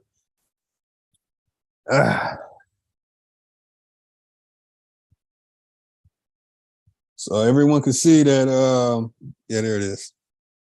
That from 1870 to 1900, before we had this educational crap taken over, before we accepted what the Society for the Diffusion of Useful Knowledge, before we accepted what they put out in 1890 for creating this educational system, and then the UNESCO program from the League of Nations and all that stuff and all that, before we had that, 1870 to 1900, we had everything that you see on my avatar. We had full control here in America. So how the hell do we get all these slave narratives and all this religious fairy tales going on when you won't find any of that stuff from 1870 to 1900? We had none of that stuff. But we had full control. We were inventing everything, innovating, you know what I'm saying? We didn't even use the word scientist. And for Anka Kek, if y'all want to really, let me do one more thing. If y'all really, Bro Sanchez, that's how I try to tell Bro Sanchez, bro, just dig into the Royal Society. If you deal with Jabari, Kratarapoa, where Jabari practices Kratarapoa. When you deal with Anka Kek, I'm going to tell you how you get on. I'm going to show it right now. Let me get back to the shit. This is the thing that you want to, Ankh will cuss you out and he'll say that goddamn Lotus. I guarantee this is exactly what he'll do. See, Anka Kek is atheist, right? So Anka Kek is atheist and he don't want to hear nothing about that stuff. Cool, because I rock out with the atheists too, except for I don't believe it at all. Atheist says there is a God, they just choose not to believe it. I don't believe none of that sky daddy garbage. But that's just me. I don't try and push my disbelief on anybody. I don't believe any of that shit. I don't care.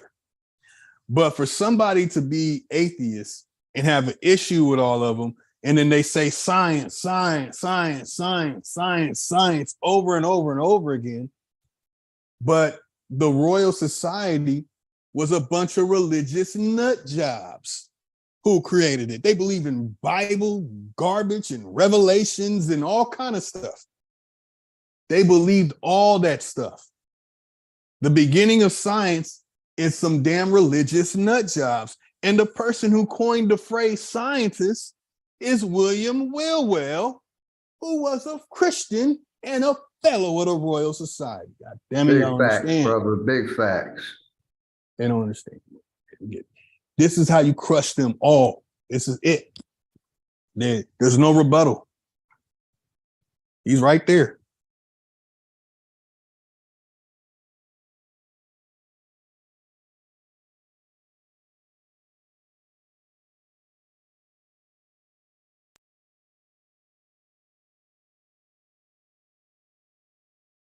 All right. Sheesh, boy, I haven't talked like that in like 8 years. Sheesh. Yeah, you went in, my brother. Shout out to you. Excellent presentation. Let me shout out a few of the chat real quick. Shout out to Empress Goddess, Nanya Business, DJ EMO, Shay Pink, DJ Zip, Equator 7, Quiet Storm, M. Brown, Belzo, Ama, Leonard Pill, Shay Pink, 40, Christopher, Red Squid X, C. Roberts, JJ in the house, my Naga, Bronze Flat Power God, Jules, 512, Juanetta,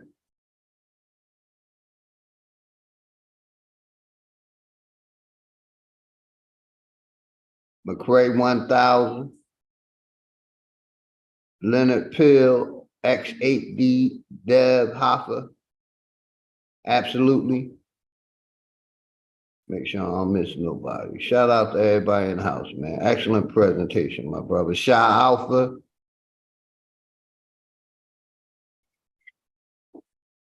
Good, you got it, brother. Never hungry again.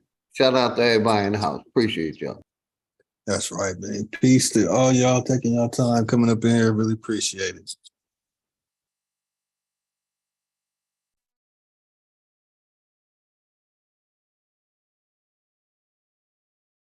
Hey, Smoke, the link should be pinned. Noble Noof, I see you out there. I repin it again, though. Shout out to Smoke Signal, my Naga, Noble Noof in the house. Much love and respect to both of y'all, brothers. Give me a second.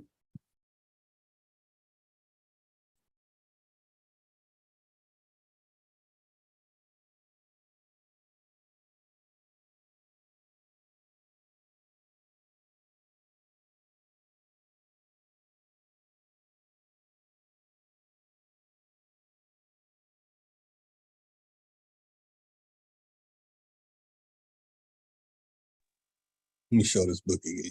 Everyone, please get this book.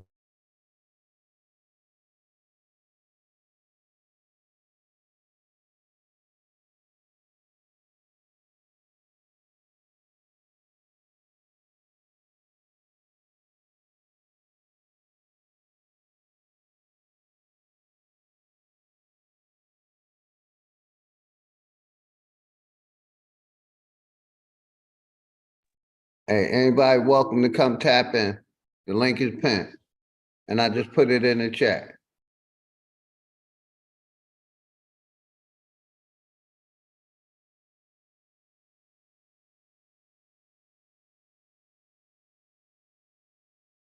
Much love and respect, Roxanne Hamilton. I see you out there.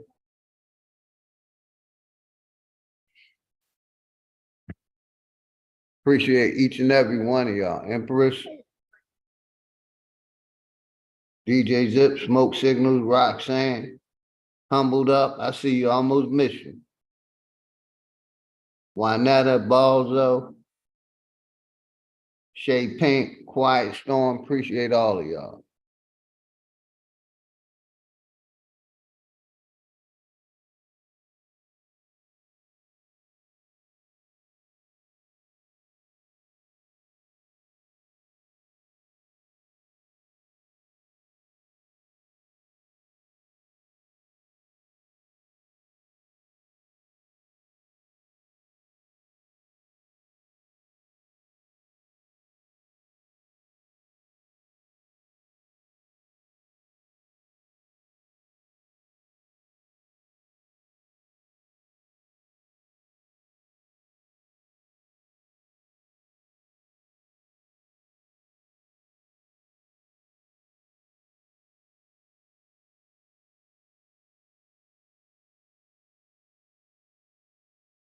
Come on up, Smoke. I seen you, but I didn't see you. Link in the chat. Anybody welcome to come up.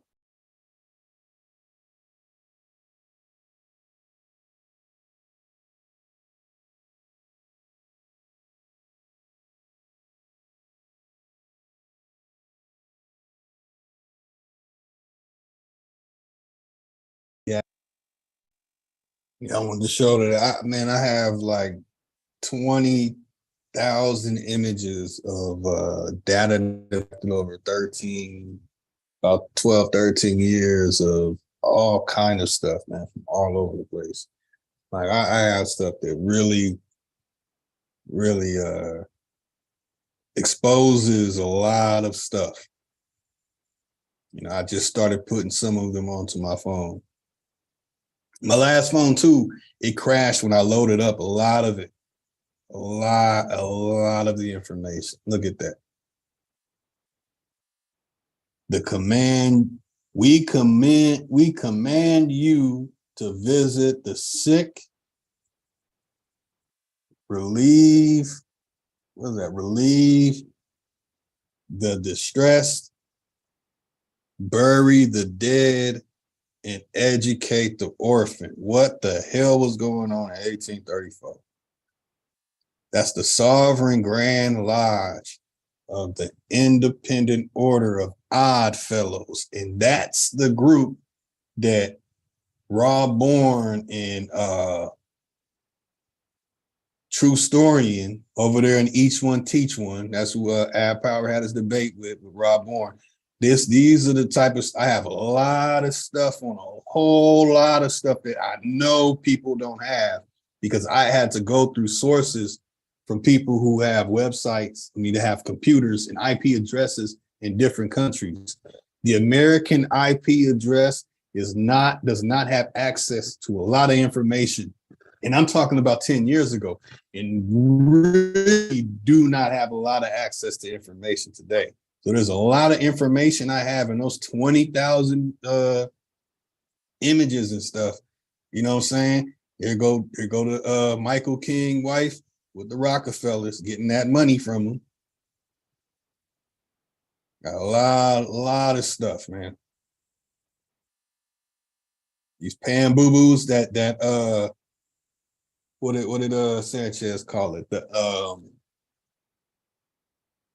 The pagan, shoot, I can't think of it. The neo-pagans. Look, these neo-pagans, Jack Parson, they went on to create NASA. So it's like y'all pushing some weird nonsense with that NASA stuff. And people thought I only had that one image of the pale faces over there drawing the stuff in Egypt. Nah, man, I have a lot of stuff, man. A lot of stuff. This is why I don't say Tatari. This is why I don't say that stuff. This is what they want y'all believing. Some they ass, you know what I'm saying? Look at Robert Gross to test. Got a lot of stuff, man. Splicing. Like I have a video of them really splicing the cell to show what DNA really looks like. I got a lot of this stuff.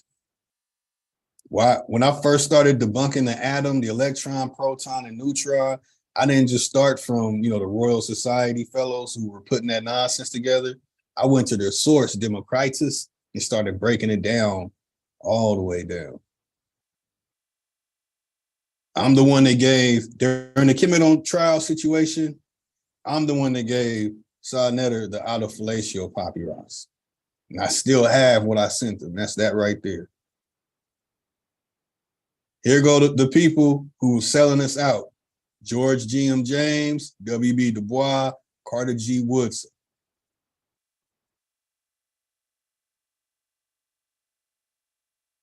All kind of stuff in here.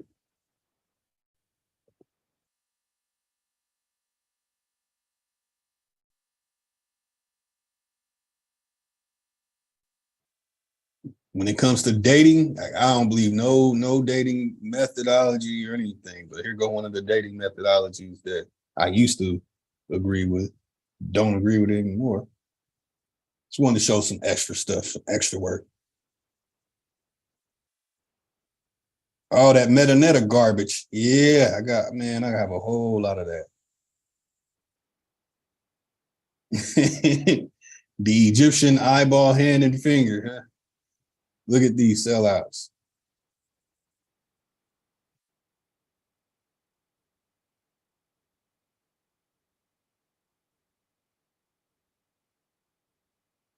People talk about double helixes, man, double helix, fake as hell.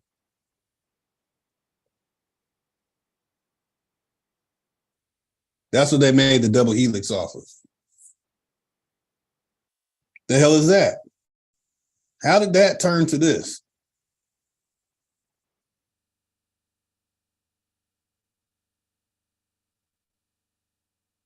And they put the blood on something that made that design and then did a damn, took a picture like that. The Royal Society, when they first started taking stuff from America to Egypt, they started in 1882. The Egypt Exploration Society. And who were they? The Royal Society. Who was the Royal Society? Look at them, the Odd Fellows.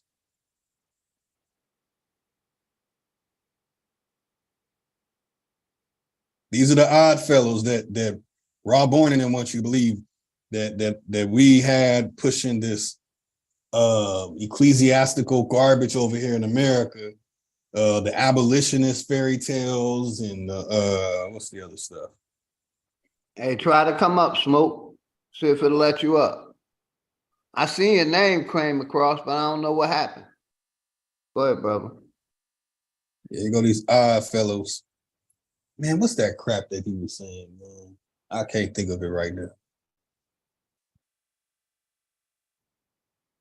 Look. 1495, the first globe tard. Got him. Look at Isaac Newton.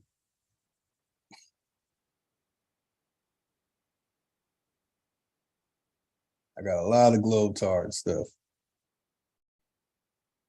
All right. Other than that, it's a bunch of videos. It's pretty much it. So.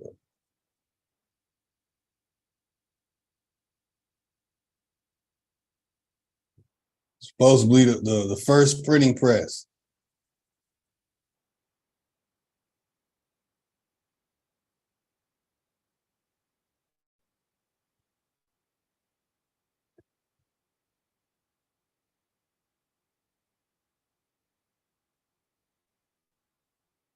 Yeah, I gotta upload more of the images. I thought, man, I swear I had the okay, it's up here.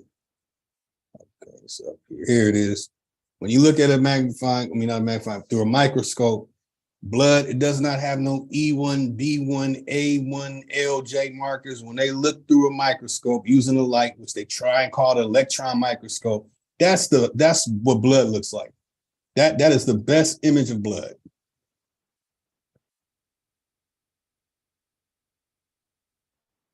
Looking into the cell and all that, it's oh man, I got a lot of stuff.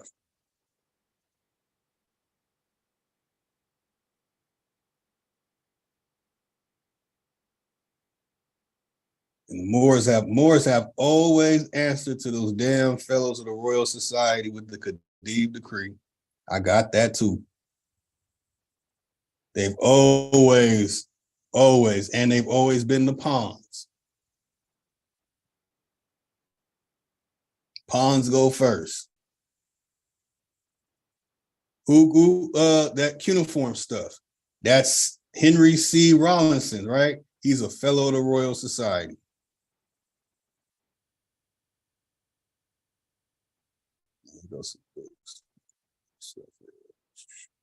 Well, I know you like that. Top portion of the sun, bottom portion of the sun.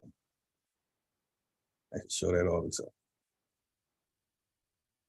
Yeah, I think that's pretty much it. Besides that,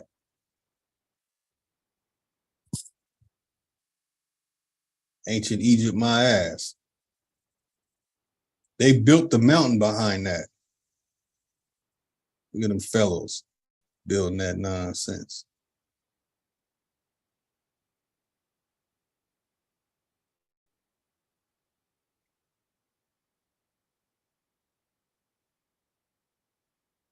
I challenged Ankh to his own damn name. Say, Ankh, your name does not come from no damn metaneta. Use damn pan-Berber lie. Oh man, leave me alone. I'm gonna block you.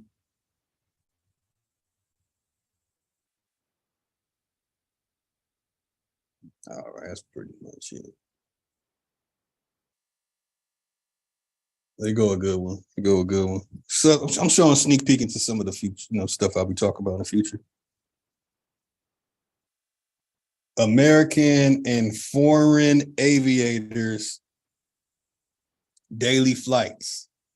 So they flew over California and flew all the way through the Great Basin, taking pictures and documenting what everything looked like from above. That's why I don't believe maps being as old as they say they are.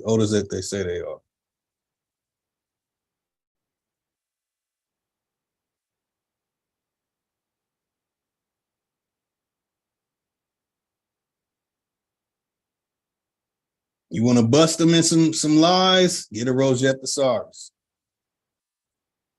This will let you know when they were taking certain words from other languages and putting them into other, man, this book shed a lot of light and insight for me to bust their information out and show and prove that they were creating a lot of lies. And with a Rosetta Thesaurus, you'll find that many words were changed in the 20th century to the way they are. And then you'll find people talking about some slave narrative, and they'll have words in the slave narrative from the 17th and 18th century with words that were created in the 20th century. Got a lot of that.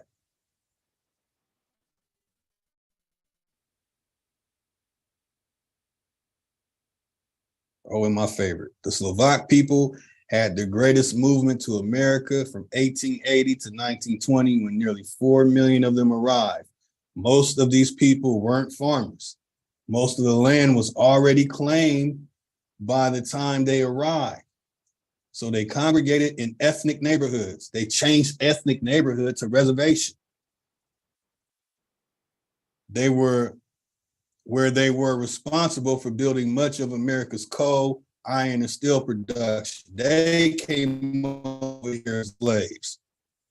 They are the Slav. They are the Slovak. What else I got? Damn, I'm gonna play with it. Oh, there it is. And here go the stuff that I'm saving for anybody that wants to jump out that damn billion-story building without a parachute. Here goes the 67 alphabets that those fellows of the Royal Society created with, what's his name? Damn, man, I'm slipping on the name right now. Where is he?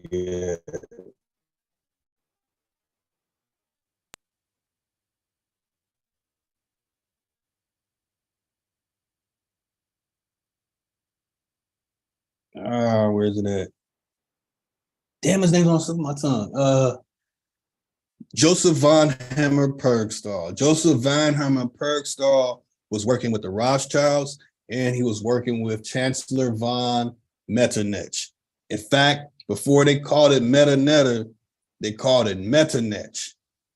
And when Prince Clemens von Metternich died, the next year, Charles Netter took over.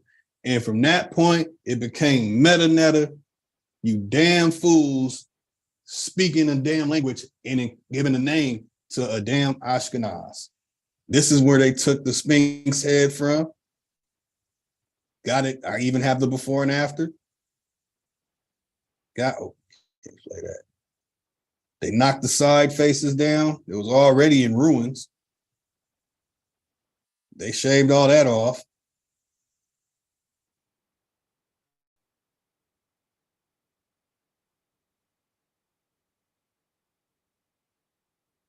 And I thought I had that mentioned that stuff up here.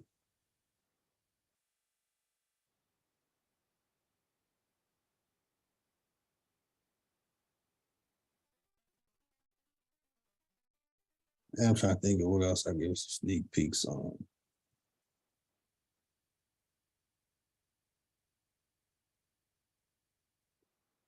Try and get some extra sneak peeks before somebody hop in here before I shut down. Right, shout out my brother, Wipe Down TV. I see you out there. Come on back up, Smoke. Anybody welcome to hit the link.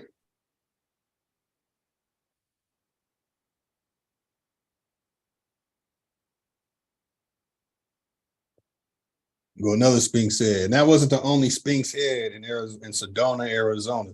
There's so many different ruins all throughout the Great Basin of stuff. They were cutting this stuff, chopping it up, shaping it, forming it to how they wanted to look, and then taking it to other places.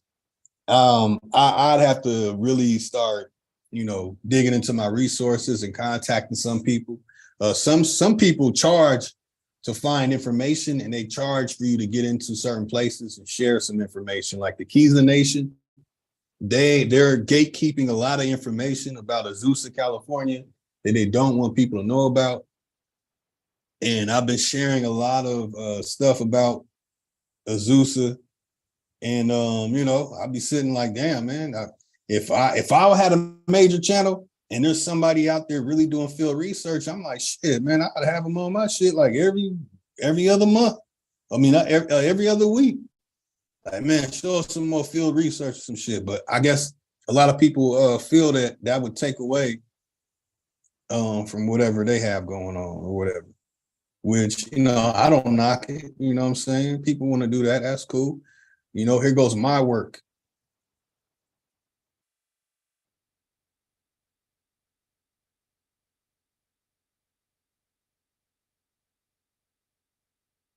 The ridicule and criticism for being creative and being a researcher who paid people money to find out things, you know what I'm saying, to gather information from people who live in different countries and shit. Where's my other shit?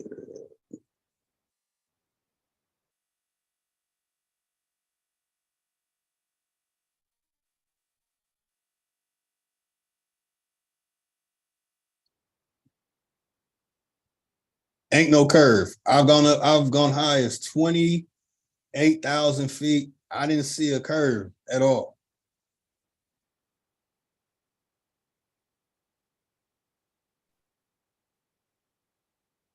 Same here, my brother. I done been up a good ways, and I ain't seen no curve either.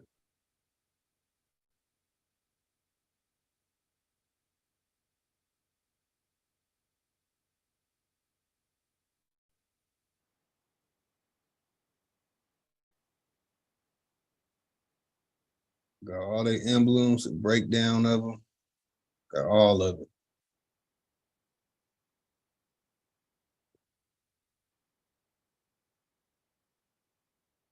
Not in English. I have to stress that. Anybody talking about some shit from 200 years ago plus, and it's in English, like that's an immediate red flag for me. Look at Seti. Yeah, I had to get on his head, take my information like that. Okay, here we go. Think I had it around here. Oh, we got a lot of pan boo-boos going around talking about their Yoruba. And then, you know, people like Ngozi will try and talk about Yoruba, Hausa, Fulani, and all that stuff. But I'm gonna tell you right now, if you are not from the Lokoja, Bida, Anpa, Edo, Kaba, Okene, and Ida, you are not it. You know, you could spit, give some hair, some pubes, some blood, don't mean shit. They know if you're not of that, you ain't that. And I have the Commonwealth of Pennsylvania Library of Congress pictures from this book.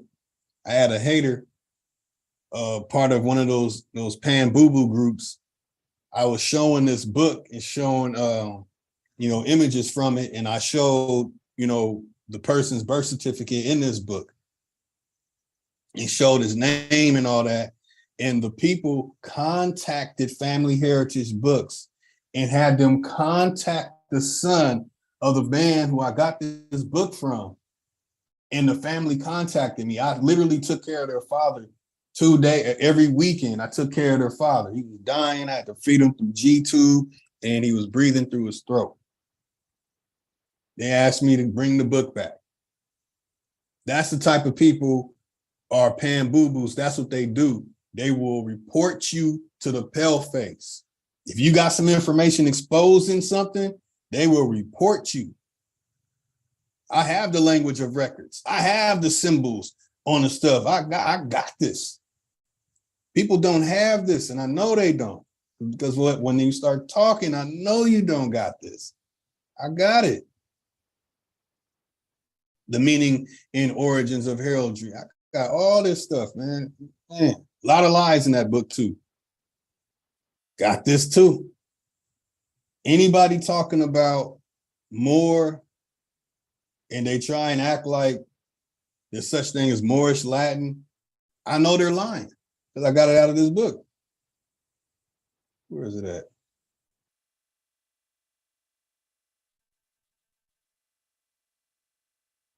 See, there's no such thing as they'll try and say a Moor in French. No, it's not, because in French, Moor is lan. They say lan. They don't say Moor. So anybody talking about somebody from France is Moor or a Moorish person speaking French or anything connected to the French language or any of that stuff, and they don't say land, or in Latin, there's no such thing as Moorish Latin. Moor is an English and German word. Why do you think it was Lando Calrissian? Because in Latin, Lando would be more. Landa is more. So there's so much stuff I got out of that book that, you know, I got the Slovak information too. It's in this book. Kind of giving some key stuff. Gave the Inkunabula, gave this too. That's how I know a lot of people, they either lie or they regurgitate information that was created in the 20th century or 19th century, because if it predates the 19th century, it falls under Inkunabula, and that means that no matter what language the person spoke, they were printing it and they were writing it, and when they were writing and printing, they were using Latin.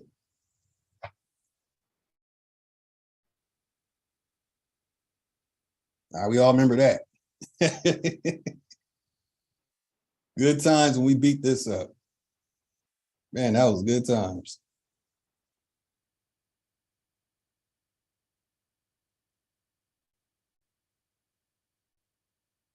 Guara, albino, these are twin brothers. That's the Mahara, and the other one's Hadza. It's the Hadza, the Bani Rashid. Hey, look at these. A lot of these motherfuckers are selling out too. A lot of stuff. This is what people who are indigenous to Mexico, this is what they really look like. So when you get people like Garfield and all of them, or even Root Word, talking about we didn't come from over there, we weren't there. This is what a real pure blood Mexican looks like. This is what they look like. And they were getting mad when I would show this picture all the time. Not like this. No burrito. Not like this. This is goofy burrito. No.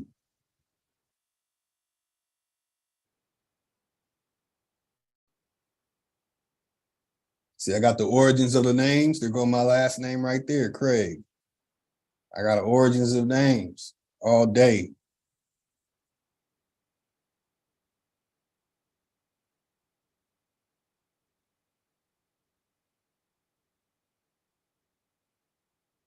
If you talk about you love someone, I'm gonna tell you what love means. Those who have wolf-like characteristics or are descendants from Lufa, England. So Ankar Kek tried to talk about hairy back descendants of apes, and that we all had ape-like fur or whatever, something like that. Nah, you ain't getting no love, buddy. So Hey, shout out the sponsor, Richard, OG Green Machine, and Wipe Down TV. I see y'all. Much respect. What it do, peace, y'all? I got all the royal names.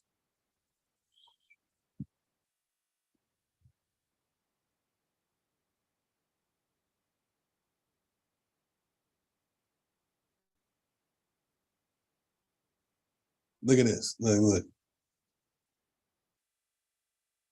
Moorish, the Hamuda, Umayyad, Rahman. Yeah, I got all that. The Witiza, the Wamba, the Suntila, this. Yeah, man, I got all that stuff is in that book.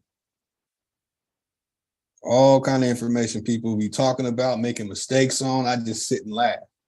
People talk about Mayans.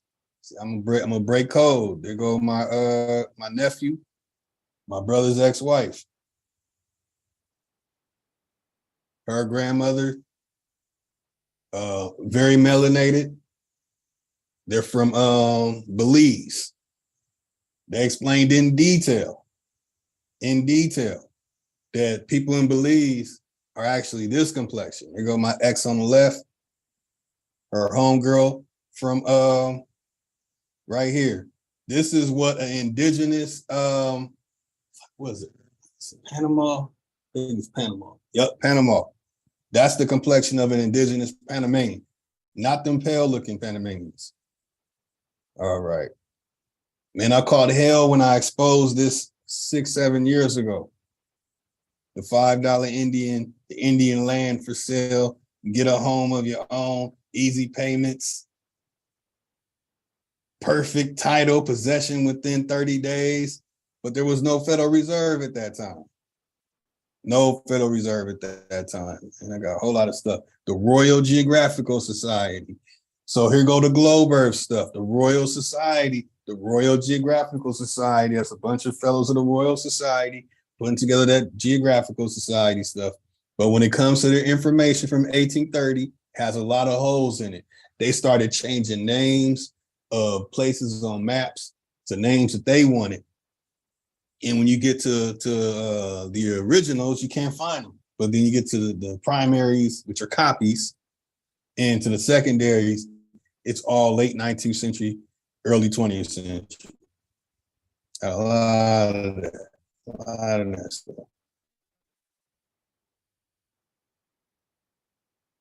It's no longer a question if the globe will fall, but when. Big Bang, evolution, heliocentrism, relativity, gravity, space, time, outer space, NASA. It's only time for that blue marble falls. Now this stuff, I still question this stuff. Earth revolves around the sun at 66.6.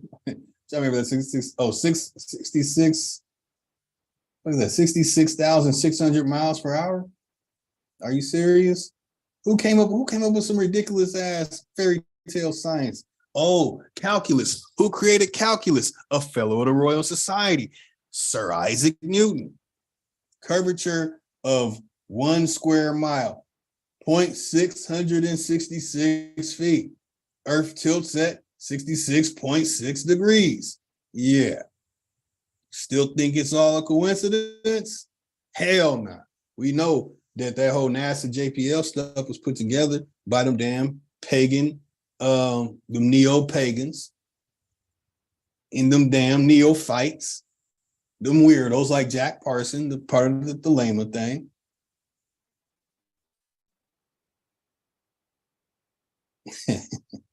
Well, I used to be trolling people. I was trolling globe earthers.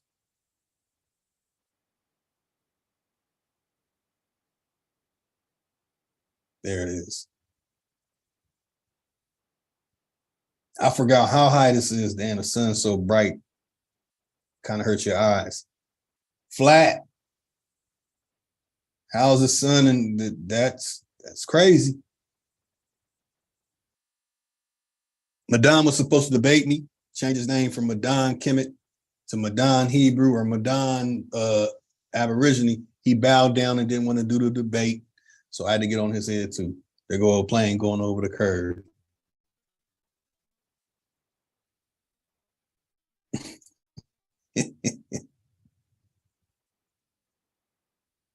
So some funny stuff, everybody. Here go another book to get. This Longitude, the true story of a lone genius. Hey, I'm trying to get Madonna to debate me now, brother. He running from you too? Yeah, Madonna will run, yeah, man.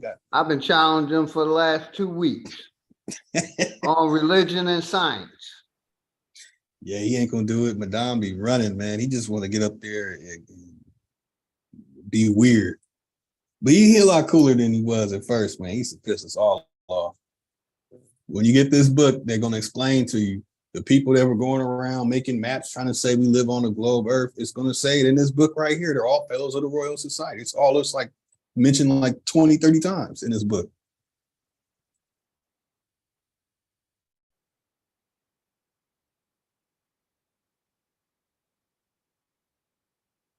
Y'all definitely get that book.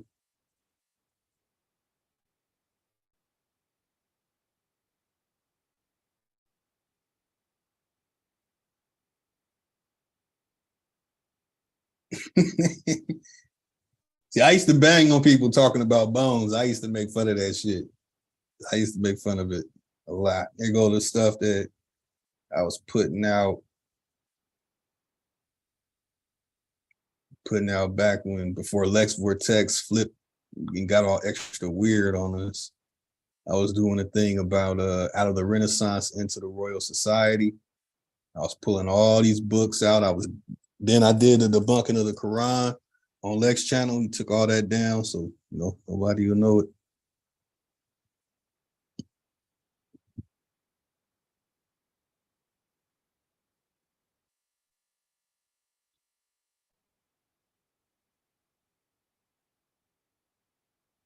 There it is. Recording the next 5 years of spacewalks. This is the pool they got at NASA. So they got y'all believing that they in space, doing some shit in space. Nah, they in the pool in Pasadena, California, playing with y'all. And a good brother, damn, what's his name? I can't think of his name, but the brother who was on I think it was on Chief Channel, and he was talking about the aquanauts that NASA, when they first started, that this is what they were really doing.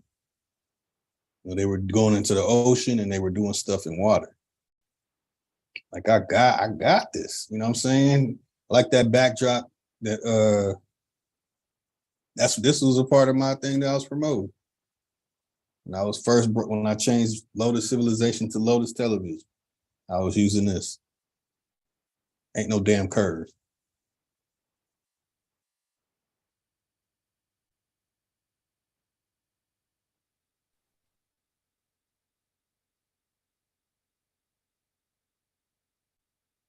There's a lot of stuff I was pulling up, man. I was loading up a lot of stuff that I'm just sitting on. Nationalization Day, new citizens take the oath of allegiance, court of the Eastern District of New York in 1924. They put their hands up to the flag like Nazi Germany when they held Hitler. Here go that drawing. This is in that same book, The Commonwealth of Pennsylvania, Library of Congress. This is a drawing. It's not a picture. This is a drawing.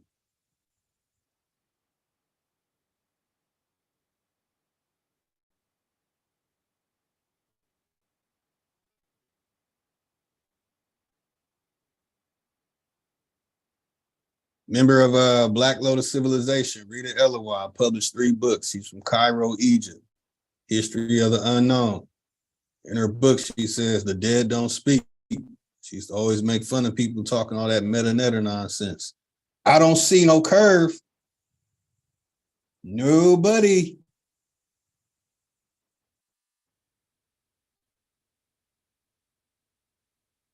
So yeah, I've been loading up a lot of my old stuff. NASA in Hebrew means to deceive. Nasha. Nice to get this one idiot globe earther who kept on coming on talking about, you talk about Nasha? And look, they use the bubble eye lens at a certain angle, makes it curve up.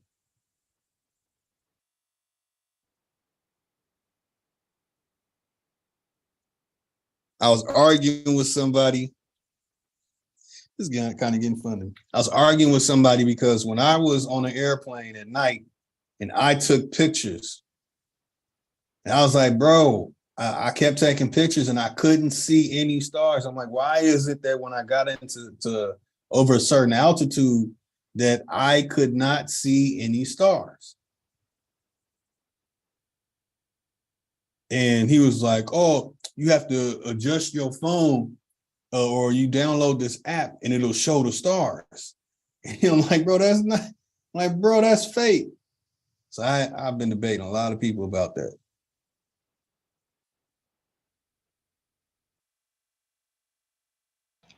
Salute, salute.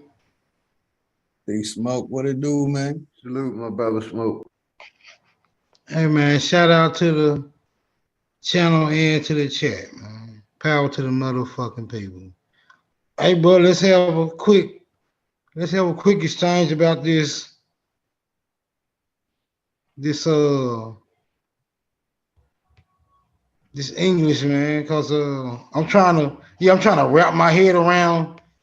I'm trying to wrap my head around when you positing that English was formulated. Like, are you saying English is formulated straight out of Latin?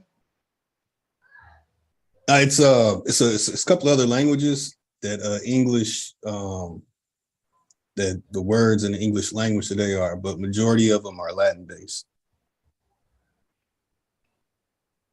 Also French, right? You saying French is a Latin-based language, right? Yep, French, Spanish, Italiano, Catalan. Yep. So you saying like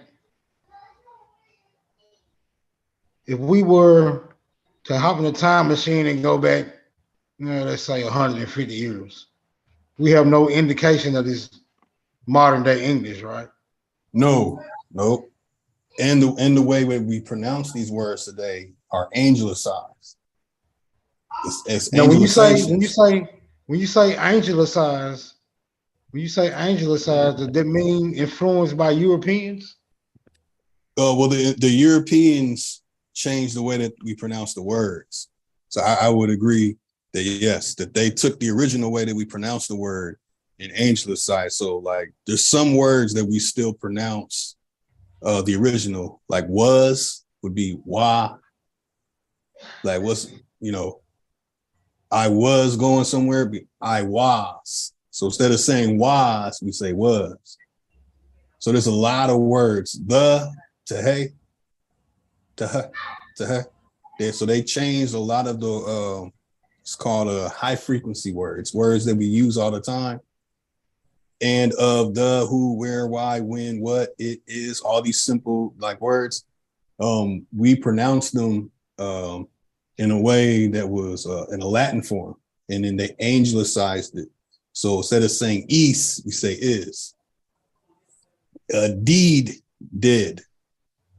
So there's a lot of different pronunciations. When you look up Anglicization, it'll literally break all those words out for you and show you the ones that they started changing and creating a form because they couldn't pronounce them that way. And when they started taking over and overwhelmed us, from 1880 to 1920, a lot of us went along with it. Some of us didn't want to go along with it, but a lot of us did.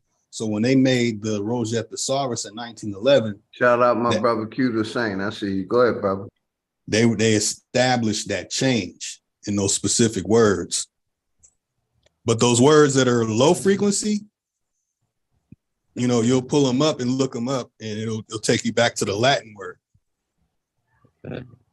So that's when we say that. Yeah. No, for now I'm gonna take your word on it because I really don't have the capacity to do a deep dive, but I was just trying to get a little clarity into the matter, right? So you saying even if we break down the syllables on certain words, we still dealing with anglicized syllables, right? By usage of the pronunciation. That's right. So it's been a slight change. Hey, Smoke. Hey, real quick, my brother Matt. I would say, Smoke, all the information that you talked about, that you asking, the brother, either UNESCO or the royal family interfered with that shit and changed it. Y'all got it. Yeah, see, that's right. I read it earlier. That's right. Not that I doubt them, but do they readily admit that? Oh yeah. When you pull up Anglicization, it's going to tell you that they literally started changing the names of stuff. Like even the names of our states, they changed the way that they want us to pronounce them. That it's in all their work and the thesaurus, but they don't put it in the dictionary for some reason, but they have it in the Rosette Thesaurus. And when you pull up Inkunabula and you pull up Anglicization, it's all in there. So they'll tell you that the names of cities, towns, states, rivers, ponds, place names, nouns, that they changed the way that we pronounce them. So if they was having such difficulty with Latin, did they also attempt to anglicize Latin? Yes, yes, yes, they did. So the latest version of Latin would also be anglicized, right? Yes, that's what I read earlier. That's exactly what I was reading earlier. That they angelicized everything. So even when it comes to Latin terms such as, you know, the ones we all know, right? Like e pluribus unum and e pluribus, e pluribus, but it would be pronounced like e pluribus. It would be emphasis on each. Hey, Lotus, make sure you throw your channel link in the chat, man. Okay. Everybody sub up to this brother channel and get good information. Throw y'all channel links out. Everybody sub up to everybody. That's how we all grow. My bad, y'all got it. Are you good? I want to pull it back up too. Pull it back up.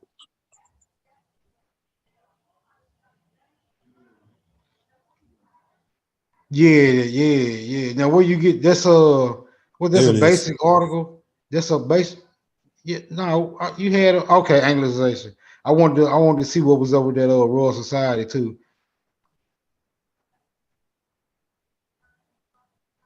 Was these like simple? These are like simple Wikipedia searches, right? Oh yeah, simple Wikipedia searches. You can pull up, you know, if you want to see a Harvard or article outside of Wikipedia, you can pull those up too. I mean, I can pull them up too, but I make it easier for Wikipedia, you know, for everybody to get access to. Yeah, I'm gonna look into it. I ain't gonna hold the bill up yet, but I'm gonna look into it. It's all good.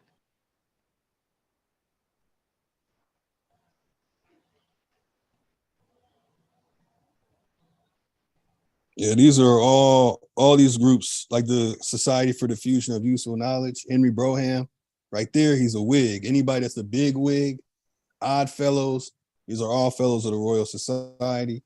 Henry Broham, you'll see this. Henry Peter Broham, first Baron Broham, and Vox PC, was it the Priory? Yep, the Privy Council. And his other title, Fellow of the Royal Society. So that's what you'll find. It's fun because in some regions we would pronounce that last name Brome. We wouldn't say Broham. Right. Broham. Right. That's Angelicization. That's exactly what Angelicization is. Yeah, I get it. Englishness.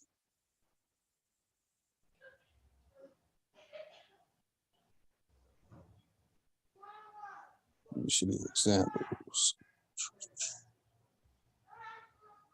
Just reading. Like here go the cities. You know, we say Copenhagen, right? But the original was Copenhagen.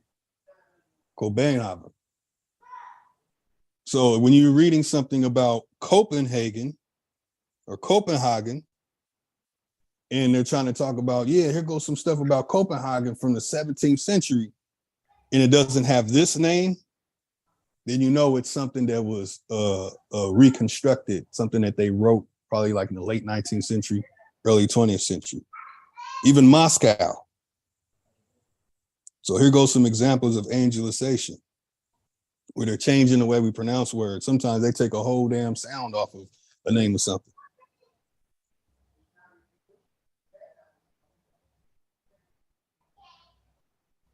You know, Al-Qahira changed to Cairo. And we have places in America that have Cairo. We have cities like Cairo, Illinois. But the original name is Al-Qahira. Moscow, Moskva. How the hell did that become Moscow? Let me ask you a question, right? Because I looked up Memphis, right, in antiquity, and they say Memphis was established in the 19th century, which really the 1800s, right? I say mid 1800s, but when you go to Memphis, Egypt, they say it's like a couple of thousand years old, but they no longer call it Memphis. And they don't call it Memphis today or back then. Yeah, But yeah, that's because yeah. it struck me as kind of odd. Like, why did they change the name of the city from Memphis if it goes back so long? Like, that didn't make no sense to me. But then, like you just pointed out, there's a lot of these English versions is completely fabricated. I like to be able to find what it was actually called historically in that part of the world. Right. I'll They're give you gonna give another you, good example. You'll yeah, definitely they're know gonna give this you the example. 52. They're gonna give you the 52 fake out version when you Yes. Google it. Yep. Yeah. Well, here go a good example for you. You'll definitely remember this example. We call a city Tallahassee today, but the original name is Tallahassee. They'll tell you that Tallahassee means something, but then when you look up what Tallahassee means, it's a total different definition. Has nothing to do with Tallahassee. And then when you dig into Tallahassee, then you'll find a connection to Tallahassee. That's a good example. So you'll find that with damn near all 50 states, that there's an original way of pronouncing it, an original definition, but then they came in here and anglicized the way we say it. Yeah, that's crazy, man. That means you basically have to do a deep dive on every word that come out your damn mouth. Rosetta Thesaurus. Rosetta Thesaurus is going to have the original way to say it, and it's going to have the anglicized way to say it. What that is again? It's a Rosetta Thesaurus, Peter Rosetta Thesaurus. And when they, And I'm pretty sure you just can't download that motherfucker. Huh? Yeah, you can. They got the PDF. The 1911 PDF is available. I got the PDF. I got it on my phone in the books. I got a lot of words. I'm ready to bust heads open. I just be waiting. For somebody to jump out of that 1 billion-foot building without a parachute. Let their ass feel every inch on the way down. I need that. Hey, bro, I need that PDF on that thesaurus, bro. Let me Yeah, go type in 1911 large type edition. Rosetta Thesaurus, and it'll pull up, and you'll have the whole thing online. You'll pull up all them. This is how you'll find out the word nice really is an insult. Nice to meet you is like an insult, and all these words. You can find it. Yeah, you can find that all on that's in there. Yeah, you can find it on etymology. Yep, hold on. etymology as well. Oh, I gotta write the name of that. I gotta write the name of that down. Looking for my pen. Dang. Yeah, Rosetta Thesaurus, and get a heritage dictionary. See, like heritage dictionary, then you'll find out like, damn, they're really playing the hell out of us. I showed earlier that love is basically talking about some werewolf characteristics. So we got people over here with the last name Love. What you do with my pen, they came from a werewolf.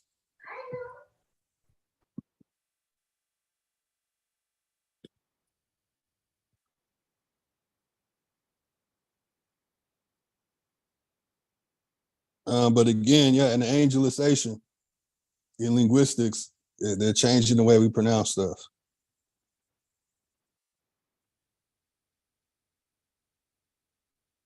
Let me go to my video on my channel.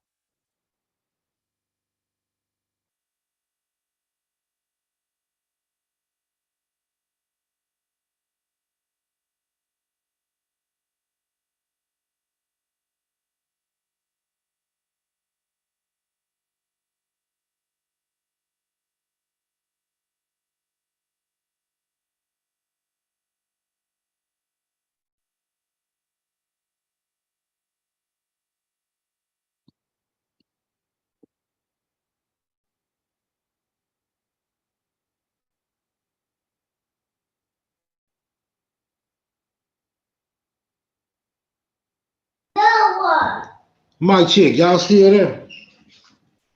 Yeah, we. Man, why you messing with me, bro? I do not feel like kicking it with you right now.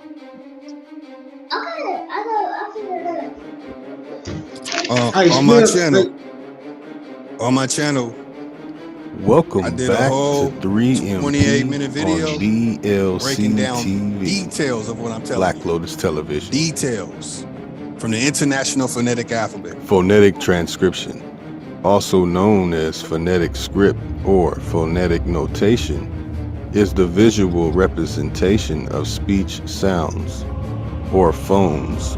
Mess up a few The times. most common type of phonetic transcription uses a phonetic alphabet, such as the International Phonetic Alphabet. So, like, I have a whole breakdown of how they were literally by breakdown from syllable to word to phrase to where it comes from to why we say it the way we say it, when we stopped saying the original way, and why did we want to change to the way we say it today. Like I broke all that down into the traditional indigenous provisional linguistics versus international phonetic alphabet. I broke all of it down in details. Like I even had professors at universities give me major respect for this. Like, I broke all that shit down. Wriggles, I see.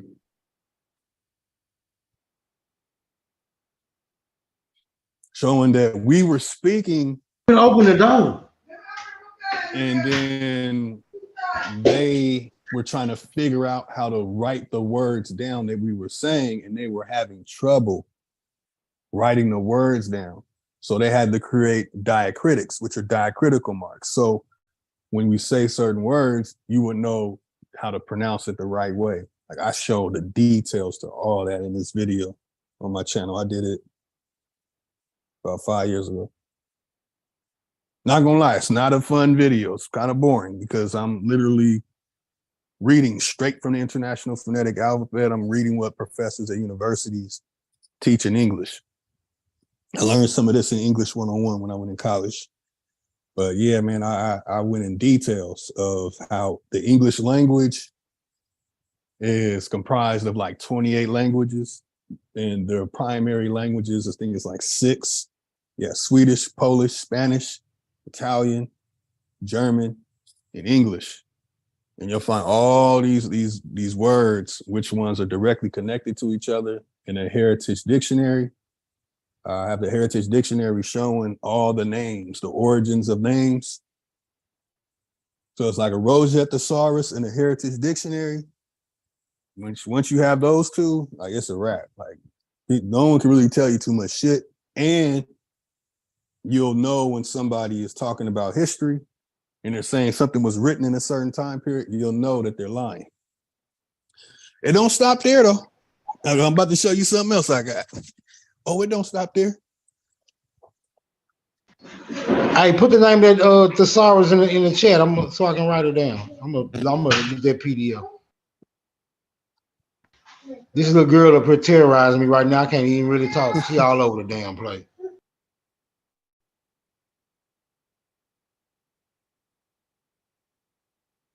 I didn't put it in private chat. I should have sent you the link.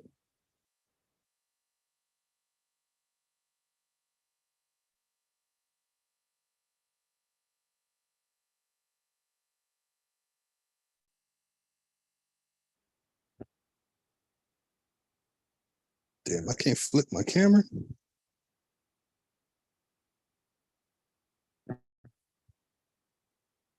So you see, I also have books from the 19th century. So I have a lot of books showing, well, not a lot of books actually, it's only really 3. This is not regular paper too, this is hemp paper. Now they put this book out late 19th century. So it's like there's a lot of words that they were changing. They changed the spelling on them, added letters to them. So it's like I got these books. Mic check. So on top of that, I got these books showing that a lot of words were changed. Yeah, we heard you smoke. Okay, I see it in the chat. I got it. Yeah, I didn't put the link to it. This one doesn't have too many of them. Throw this book back in the plastic.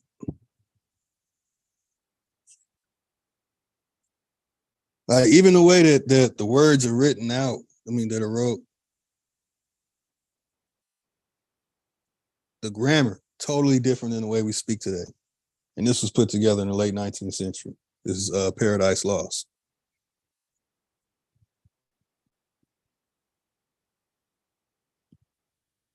But this one doesn't show too much. This other one I got, hold on.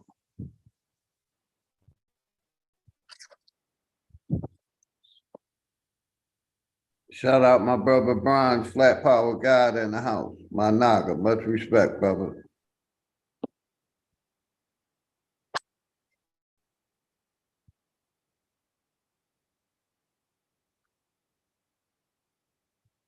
Like the word over, it was not O-V-E-R. They changed that. So there's a lot of words that you'll find in somebody's slave narrative. And most people don't notice. They don't know that they were changing words. That most words didn't have ED at the end.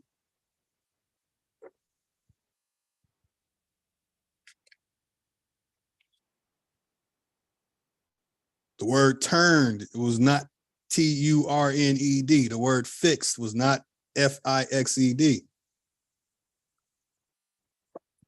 I will be the fourth generation to have these books too. This book has gone through 3 generations. And I started noticing this, that other people that had books that were actually printed and pressed out in the 19th century, that they have letters missing in certain words. Now I was like, is something wrong with the press? Nah, this was the authoritative press, that the way that these words were being pressed on the books, they did not have EDs on a lot of words.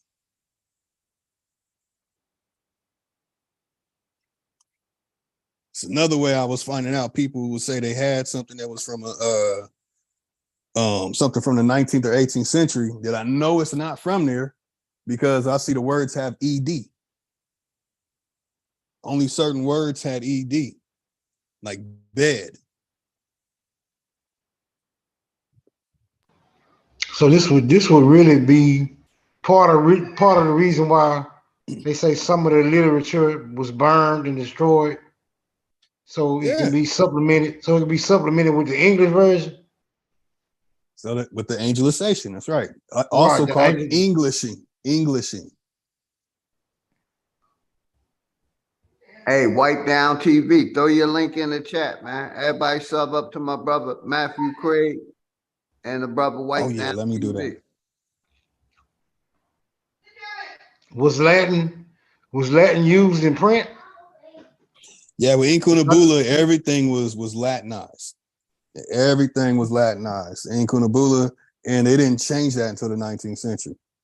Right, because I never seen a Latin book. You know what I'm saying? I didn't see words here and there. Never saw a Latin dictionary or a Latin encyclopedia. They took them all out, man. They Englished everything, Anglicized. They did all that here in America. So I'm telling you, dig into that. Look up in the Anglicization and start looking into that, and look at Incunabula. You'll be like, God damn, 550,000 books with 27,500 different types of sources to these books that were all in Latin. And then they changed it to English. It started changing all this stuff and making copies of it in English in the 19th century. And you'll be like, wait a minute, so we're at the mercy of the translator. So those slave narratives that we're all seeing, 1619, 1492 and all that shit, and it's all in English, like, damn, that's perfect 20th century English. And don't get me started on cursive. If I see some shit in cursive, I immediately throw that shit out. That's some 20th century creation, man. Most people weren't writing no damn cursive in no damn 16th century and 17th century looking at signatures and shit. Yeah, it's just too much. So when you pull up Inkunabula and you pull up Anglicization, you know, you get into these Krakowians, these almanacs and all that stuff, man, the stuff was not in English. The stuff was in Latin. So when you see the stuff in English and it has Englishing and the letters, like they have these Turned, it's immediate red flag. Like, okay, they made this in the late 19th century, early 20th century. Hey, break down Inkunabula. Hey, what that is again? I heard you saying it earlier, but I was nodding in and out.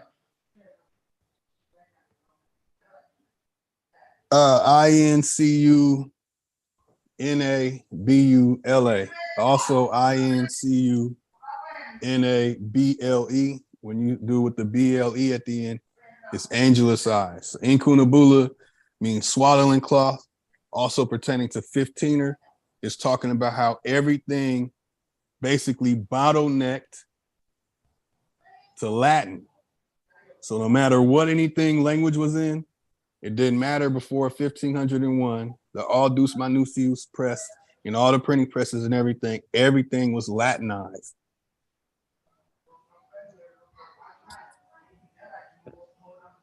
Let me put that up there too.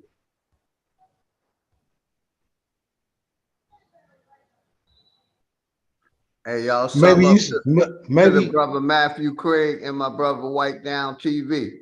And anybody that's throwing their links out, everybody sub up to everybody. Go ahead, Smoke, my bad.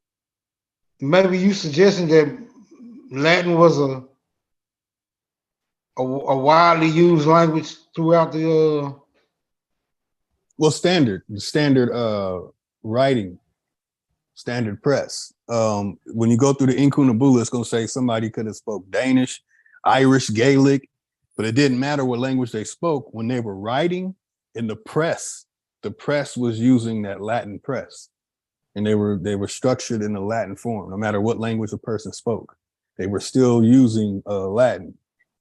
So are the characters are they Latin? Are these Latin characters? The Latin characters.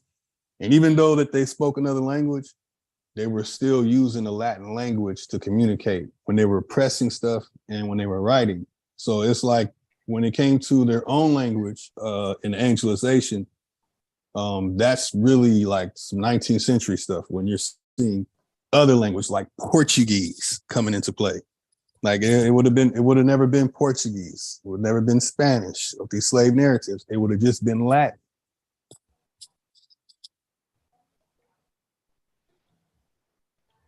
What about the numerical characters? The ones we utilize today, the 0 through 9. I mean, a lot of that's sigils. They actually come from sigils. And I went over that earlier too. But the numbers, if you look up the numbers in a dictionary, it's going to say 1 to 2000 is Arabic. And they'll leave out 0. But when you do 0 to 9, that these are actually sigils.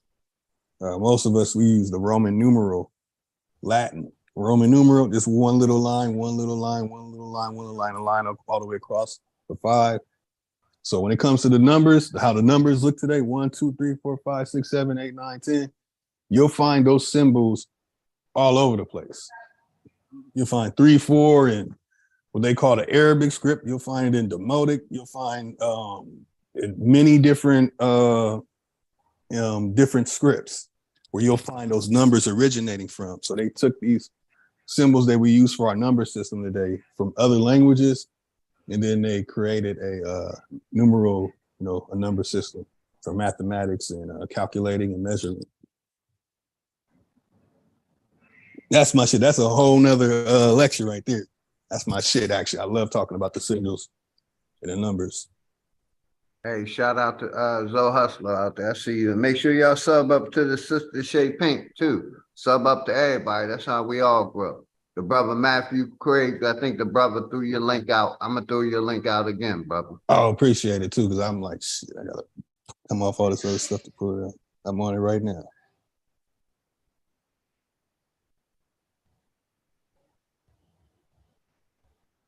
Appreciate you, Zoe Hustle. What it do, man? Yeah, so this number system, if you go look it up in a dictionary, Noah Webster dictionary is going to say 1 to 2,000 is Arabic. Some they even exaggerate 1 to 4,000 or whatever. In the back of a Noah Webster's dictionary, it's going to say that the number system comes from Arabic. But they exclude 0. Then Well, how you they look get into 0. I would love to know how the hell they got to 2,000 without utilizing a 0. Yeah, how did they get to 10? Like that, how did they get 10, 20, 30, 40? Exactly. 20, yeah, what I'm saying. That's why How I the don't fuck- trust the Noah Webster's dictionary. That's right. That's right. All Nah, that- you that's- can't say you made it to 2. You cannot say you made it to 2,000 without utilizing a damn 0. And what made you stop at 2,000? You need 3 zeros on that motherfucker. Yeah, everything would go 1 to 9 and then 11 to 19. Right. They left it a blank space. When it came to the 0, it's a blank space. Y'all got it. Hey, that's funny as hell. Yeah, That means you never made it to 2,000 then, you motherfucker, you. And 0 is the most important number. It's the number with the most potential. I learned that in math field day. Yeah, it's the most potential number out of all the numbers. Ain't no binary without 0.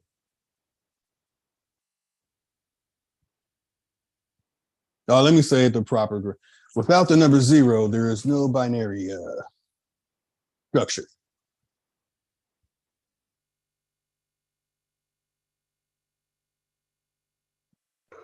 Did the Latin numerical system didn't include no 0 either, though, did it? No, the Roman numerals. They're using letters and lines.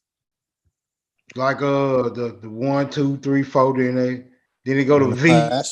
Yep, there you go. It's like 1, 2, 3. Then it's IV or VI or something like that, right? Right. And another older system was the 1, 2, 3, 4, and they do a slash across the 4 for the 5. Yeah, like tic-tac-toe. Yeah. Okay. There you go. And then the Roman numerals, you got the I and the V. Right. The V and then the V and the I. Right. Crazy, huh? It's letters in Roman numerals. Yeah, for sure. That's all they utilize is letters, because once you get to like what it is, 20 or something, they start using a C or a D or something like that. I can't remember. It's been a long time since I did Roman numerals. Yeah, it's been a while for me too.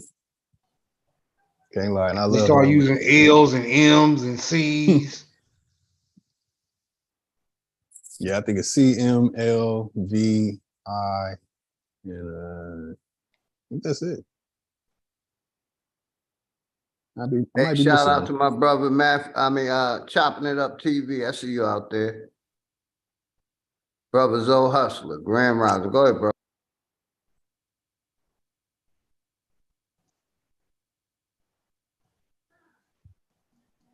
And you say it was, hold on, who came first, the Royal Society or UNESCO?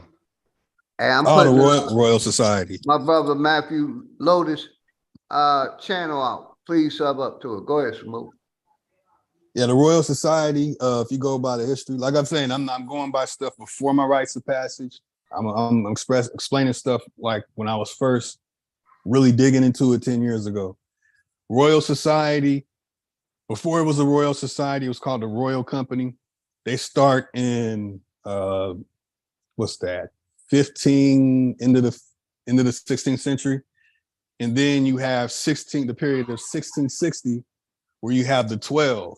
And you have the 12 that come together that established the Royal Society from 1660 to 1666, really 1665. And then 1666, guess what they did in 1666?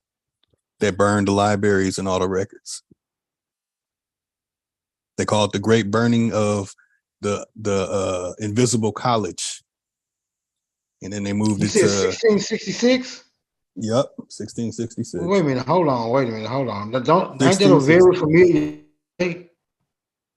Oh yeah, very odd date.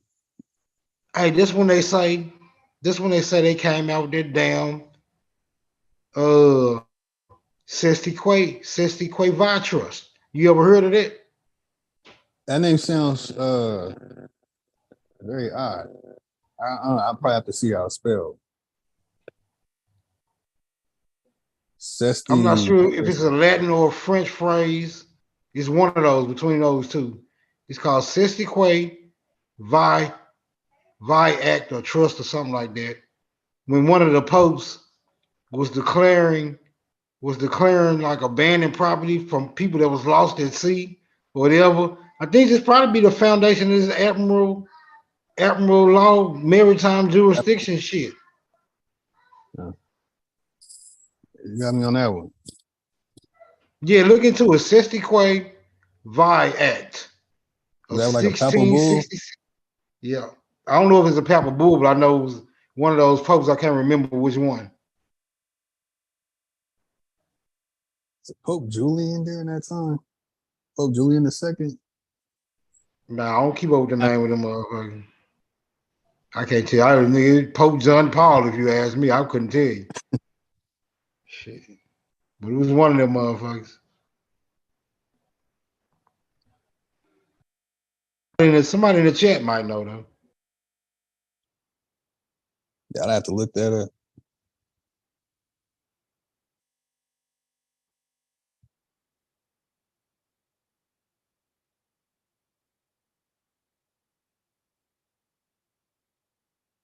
I put the video on Chief's channel at Grisham College.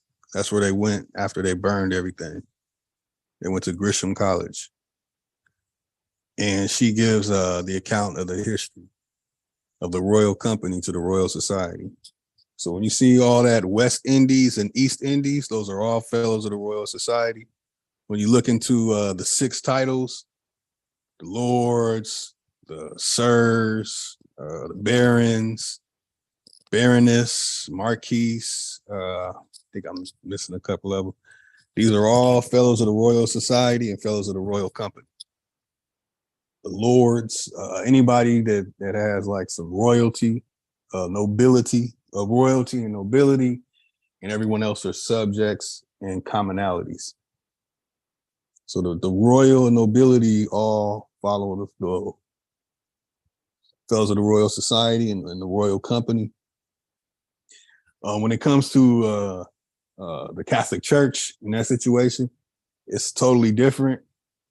I'm not gonna lie, it's very sus when it comes to a lot of the records that I went over, like with Doom Diversus and a couple of bro, it's hard for me.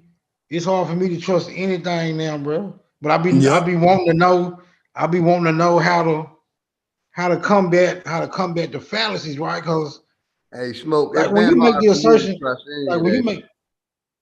when you make the assertion that the language been changed, bro, that just hey man, you got to question everything, right? You can't. Damn, what can you trust if they change the language, right? And then they put it out there though, Smoke. And then them that have the nerve to put it out there. Yeah, we changed this shit. It's called Anglicization. Like, wait, what the fuck, bro? Y'all just gonna openly let everybody know y'all done literally changed all this shit, the way you pronounce it, the way you spell it, and all that. Yeah, that's crazy. Like, look at the word Portuguese. The word Portuguese has Latin, Spanish, and French. Like that's one word. Port, uge, essay. Like, what the fuck? Essays, French, port, Latin. What about if you was using it in the form of saying you're porting a goose? Like from the dock, you're shipping a goose, so port a goose. Hey, shout out to Brother Zoe Hustler in the house. Zoe? Peace to the gods, man. What's popping, man? What it do? You know, y'all. You look, man. Look, you already know you talking about my lane when you talking about the Romans, the Latins, and all that shit. You know, I've been really in on that. So, you know, people miss a big point of what y'all talking about, and I jumped up here to kind of, you know what I'm saying, give my little expression in it. The zero, that right there is the beginning and end. And the reason that it's the beginning and end, as you would say, is alpha and omega, right? You got alpha, which is the beginning, and you got omega, which is a omega, right? So then you're going back into the creations of the O, you know what I'm saying? Which is, you know, going back into the Homo Chican and all of the people before them. So the reason that Latin didn't use the O and the numerology, they had used, you know what I'm saying, the Roman numerals, which you got still the she people in the Roman numerals, because you go XI. So now you know when the Romans came later, but still the she and the Olmec and the Mayan people were still empowered into their knowledge. You see how that works? So you look up XI in Roman numerology, it's going to tell you something. But then me and you and a lot of people know that the XI is the she people, which is the descendants of the Moshican people, which is really a nickname for the Omo-Shikan people, as they call them, Olmec, Olmec-Shikan. Second most important number too. Right. 11. Right. So then I was just going to say, okay. So then, you know, going back into the language also and the culture. You know, you had the Roman people that were national, and then you had the Roman citizens. Now, today we have United States citizens and we have the original Americans. So now you got these US citizens calling themselves what? American. The same crossover that happened with the Romans, same happened with the Egyptians, same happened with the Spaniards, the Germans, the crossover.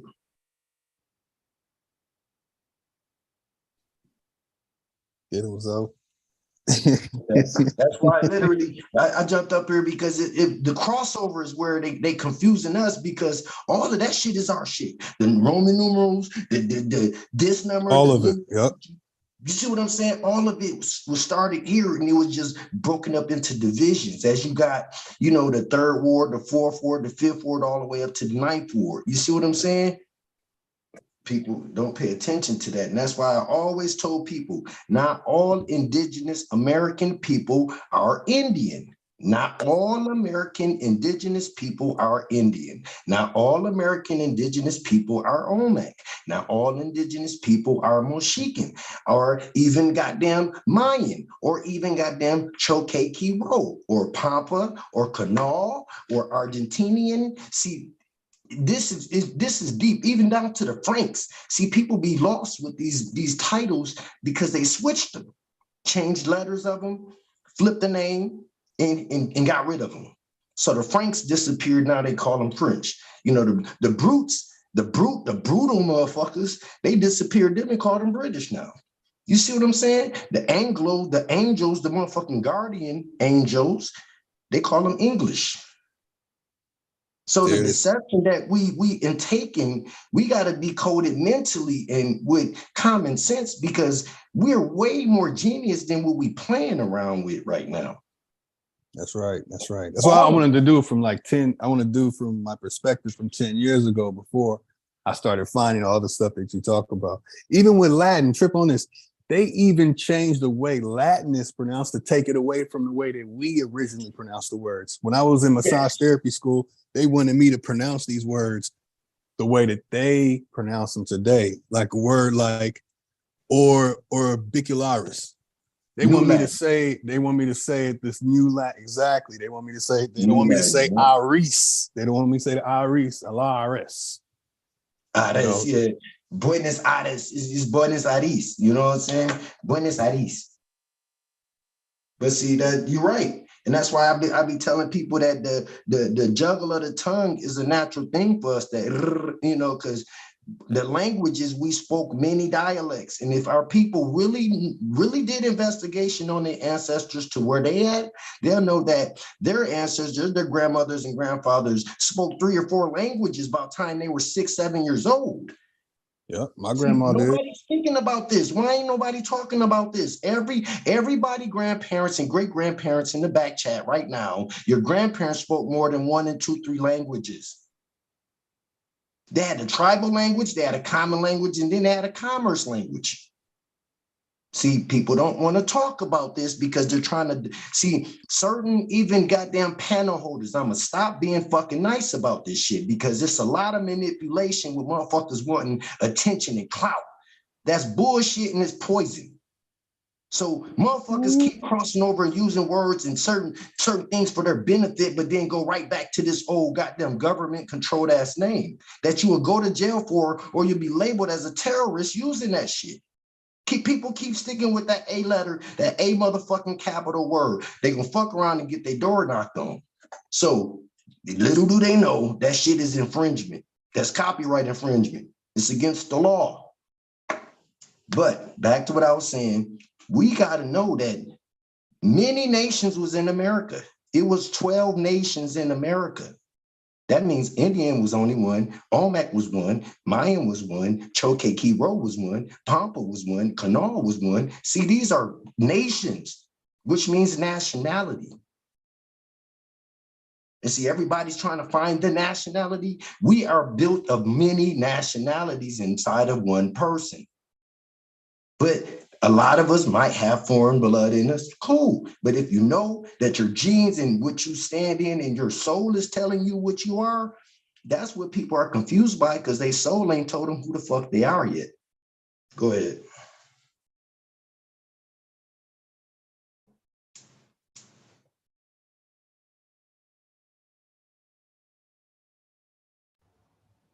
Mic check, mic check. Y'all still hear me? Ooh, yeah, we do. Oh, wolving up in here. All right. Came in here wolving. Wolf God, man, I've been trying to stay calm, bro, but I can't, bro. It's too much manipulation, even from our own people with these fucking panels, bro. I can't stand this shit, bro. And that's why I'm finna build a panel. I'm finna build a blog channel. I'm finna build a Twitter page, a TikTok, whatever the fuck, to get rid of all of the motherfucking poisonous conversations and manipulation. Because without having a motherfucking nationality, all of this talking is unnecessary. It's unnecessary. It's a waste of time. You motherfuckers can be mad and angry all the time on these channels and all this shit. Ain't nobody fighting for an inheritance. What the fuck is people talking about? Because learning everything in the world and having no goal don't mean shit. Hey, how you end up without a nationality though? What nationality do motherfucking copper colored people in America have right now? None. Yeah, but how did that happen though? Because motherfuckers basically they wasn't taught who they were. A lot of people, which is not a bad thing, but a lot of grandparents taught their kids coming down to who we are. I grew up and I was born into this world knowing I'm American Indian. My daddy knew he was American Indian from birth. My mama knew she was American Indian from birth. My daddy spoke 3 different languages. My mama speaks 2 to this day. So my dad passed on, but he talked to me and told me so much about the Choctaw information, bro, down to the Choctaw laws, the languages, the 5 sons. I grew up knowing this shit since I was 3rd, 4th grade. I'm arguing, getting kicked out of school, bro, for arguing with teachers about them talking some Christopher Columbus bullshit, bro. I'm dead ass serious. I was getting kicked out of class 2 days. Sometimes they kick me out of school, bro, because I go ham about this shit, bro. I've been living this shit my whole motherfucking life, and I can't stand listening to these niggas that's just learning this shit 3-4 years ago, think they know what the fuck they talking about. These niggas is lying because they haven't investigated deep enough. This shit way deeper than what they surfacing by finding a book and reading from a book, narrating somebody else's shit. Come on, man. This world is way deeper than that, bro. You know that, man. No, I'll be trying to make sense out of this shit, right? Because I ain't smoke. Hey, we smoke motherfuckers together, bro. Man, it's in my soul right now to speak this shit, bro. People need to really, really understand how serious this shit is and how some motherfuckers really dedicated and live this shit their whole life. I've been waiting for an opportunity to have these conversations with people finally finding out that they fucking really 100% American, motherfucking goddamn connected to this land. People, man, when they came out with that black shit when I was in elementary, I laughed at niggas. When they came with the African American shit, I laughed even harder. I'm laughing at these niggas that was Indian one day, the next day they come to school, learned they was African American. I'm like, what the fuck? But see, how do you even quantify? How do you even quantify being 100% American when it was all different type of groups over here? That's bullshit. See people following these fake ass books, these narrative newspapers and all this shit. Me and Copper Empress, me and goddamn Av TV and all of us, we've been showing that the paleface ain't get into America until 1800. So before then, it was nothing but servants and servitude motherfuckers on this land. A lot of them wasn't even permitted to stay here. So up until 1800, it was a maritime law that was in effect on the water that no motherfuckers could come into America. That's why they raided this bitch, bro. Right there at 1800, when that motherfucking treaty, that maritime treaty expired. And it was from the Carthaginians. See, people don't investigate this shit, man. It's all in the goddamn documents, bro. Fuck books, fuck newspaper articles, the documents, the motherfucking goddamn things, the dockets that come from off the water. That's the motherfucking receipts and records. The manifest. That explains everything. Not no book, not what these niggas finding on a newspaper article. It's them shit manifest. Shit manifest is a true record of a product on delivery. Shit crazy, bro. All the stories got us so fucked up and twisted. Ain't a lot of mixing in America like they claim. When they talking about it was motherfucking, they made up that old what they say, a harvesting goddamn farm or some shit where they had slaves mating with other slaves. Man, do you know how dumb that shit sounded when I started hearing people talk about that shit? Like what? Yeah, we ain't on that slave narrative over here, brother. We've been past that, brother. You should know. Right. You see what I'm saying? Like, that shit was astounding for me to hear people thinking that white people had motherfucking black people forcing them to have sex with each other. I'm like, Hey, shout out my brother Rainstorm in the building. I see you, brother. but it's just, man, you know, it's the time, man. We at a point right now where we can change the future for our fucking great grandkids, bro. And we should not be taking this shit so fucking lightly, bro. The inheritance, all of the shit, the government they not active. It's only one US that's operating right now, and it's the commerce. The government ain't active. That shit is been terminated. The United States of America been gone. It's only the US commerce, the US gov right now is operating. It's the motherfucking commercial entity that's moving and doing shit. So really we can position ourselves very highly right now, but people are still looking at who we are. We know who we are. Everybody's still trying to get themselves, man, we should be setting up meetings and politicking in person. That's where it's going to start leading to getting work done, man. That's all I'm saying. Well, in my opinion, there's no friendly approach to combating this issue, bro. I'm just of the opinion. that a motherfucker really ain't threatened by nothing you can say.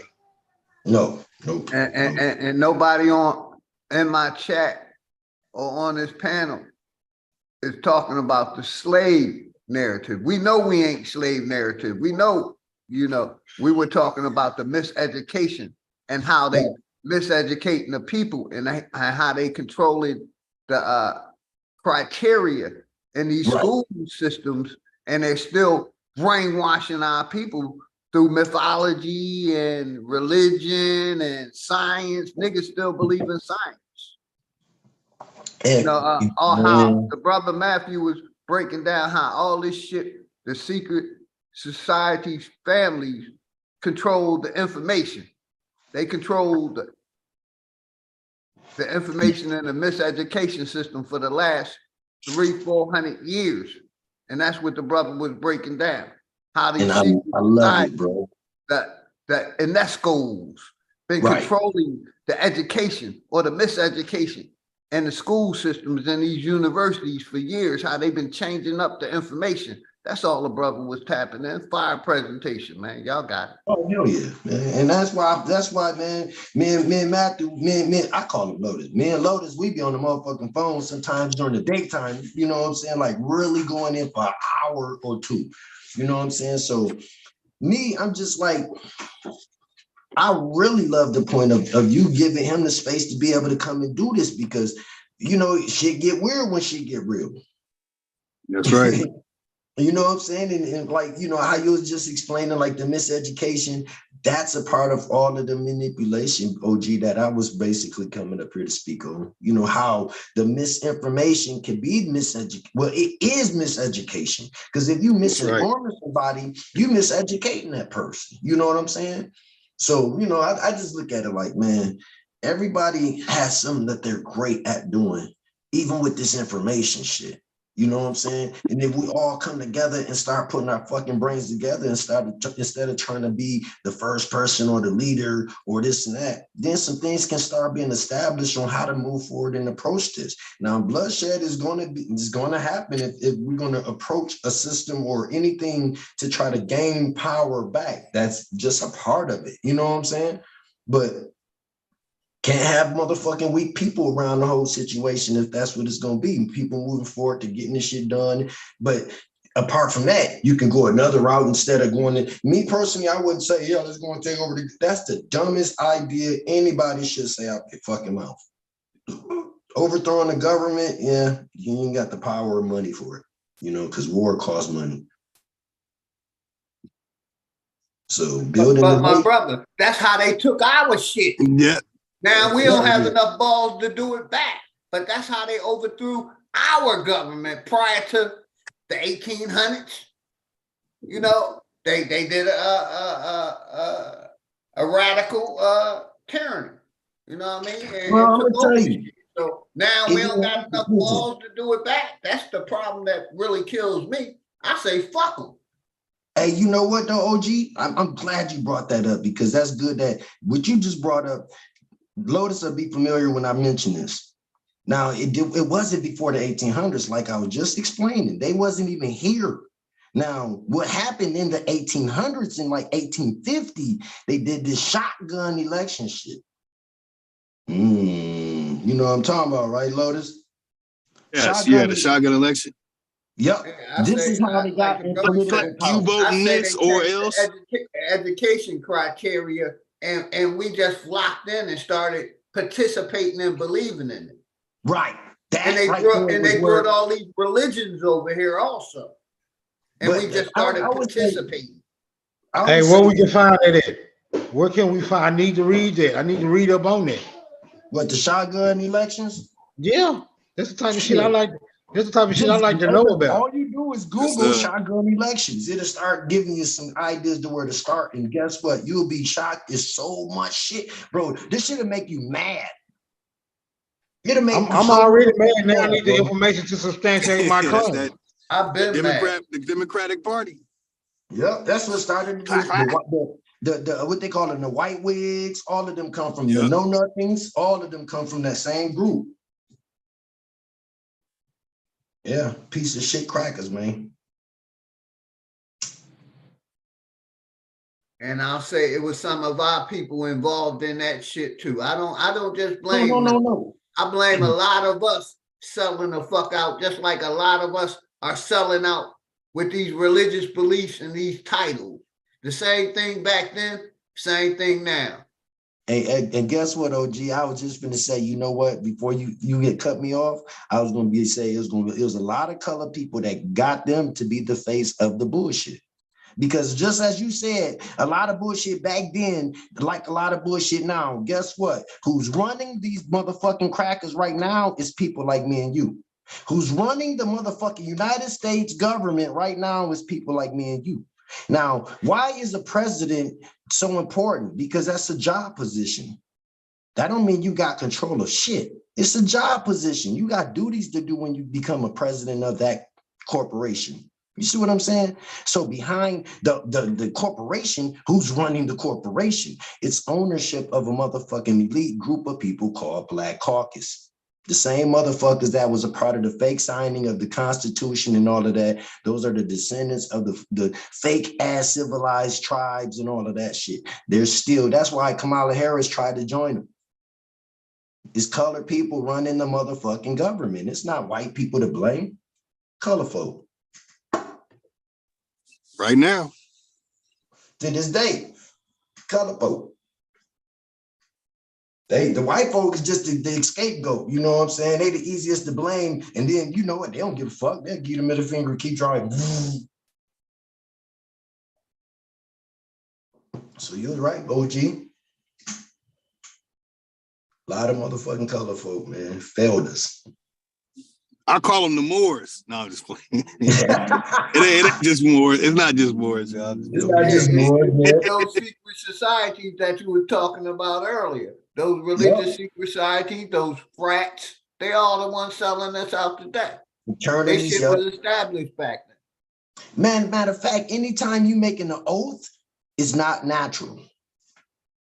You taking an oath to something, that shit ain't natural. Yes, that's right. That's right. Them oath takers. Yeah, that's some old sneaky shit, man. Yep. That's that sneaky shit. You actually damn near selling your soul without even realizing you being manipulated to sell your energy.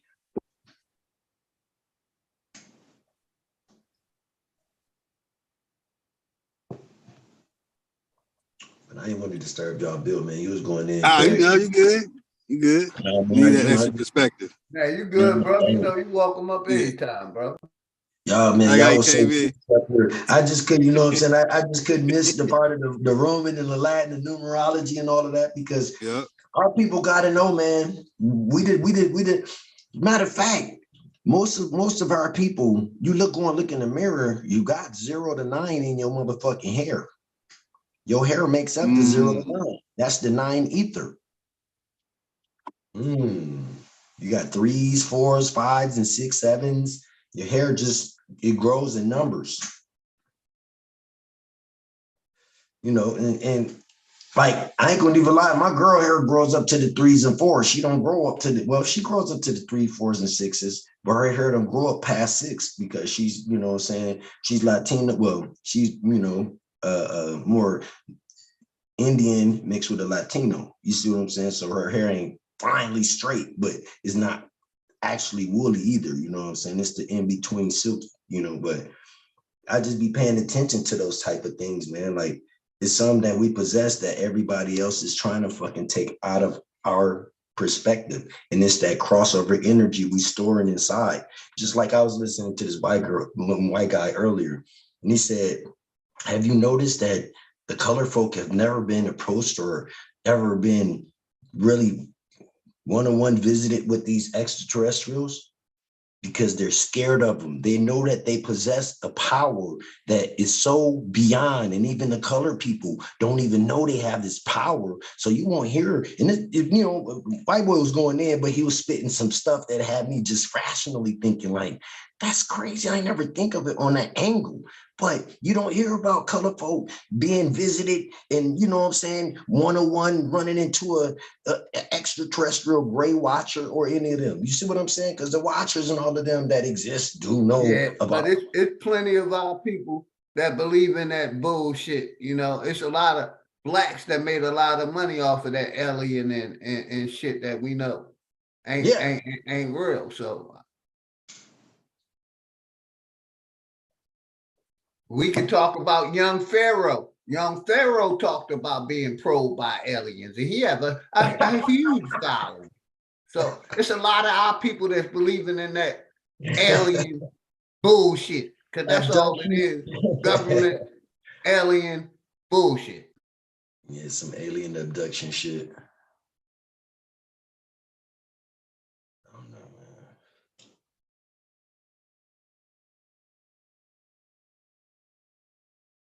Big facts, like the Bigfoot stuff, Sasquatch. Oh man, I thought about even making some goddamn moldings of some Sasquatch feet. like how they be making them, man, they be looking horrible. I be like, that ain't no real foot. That motherfucker foot look like it was broke inside of a foot. Like a big nigga ain't gonna be walking on no foot that's walking like that. Like the moldings that they be, the castings and moldings they be making for them Sasquatches, man, it be just horrible, man. Like y'all niggas just took some clay and did some shit.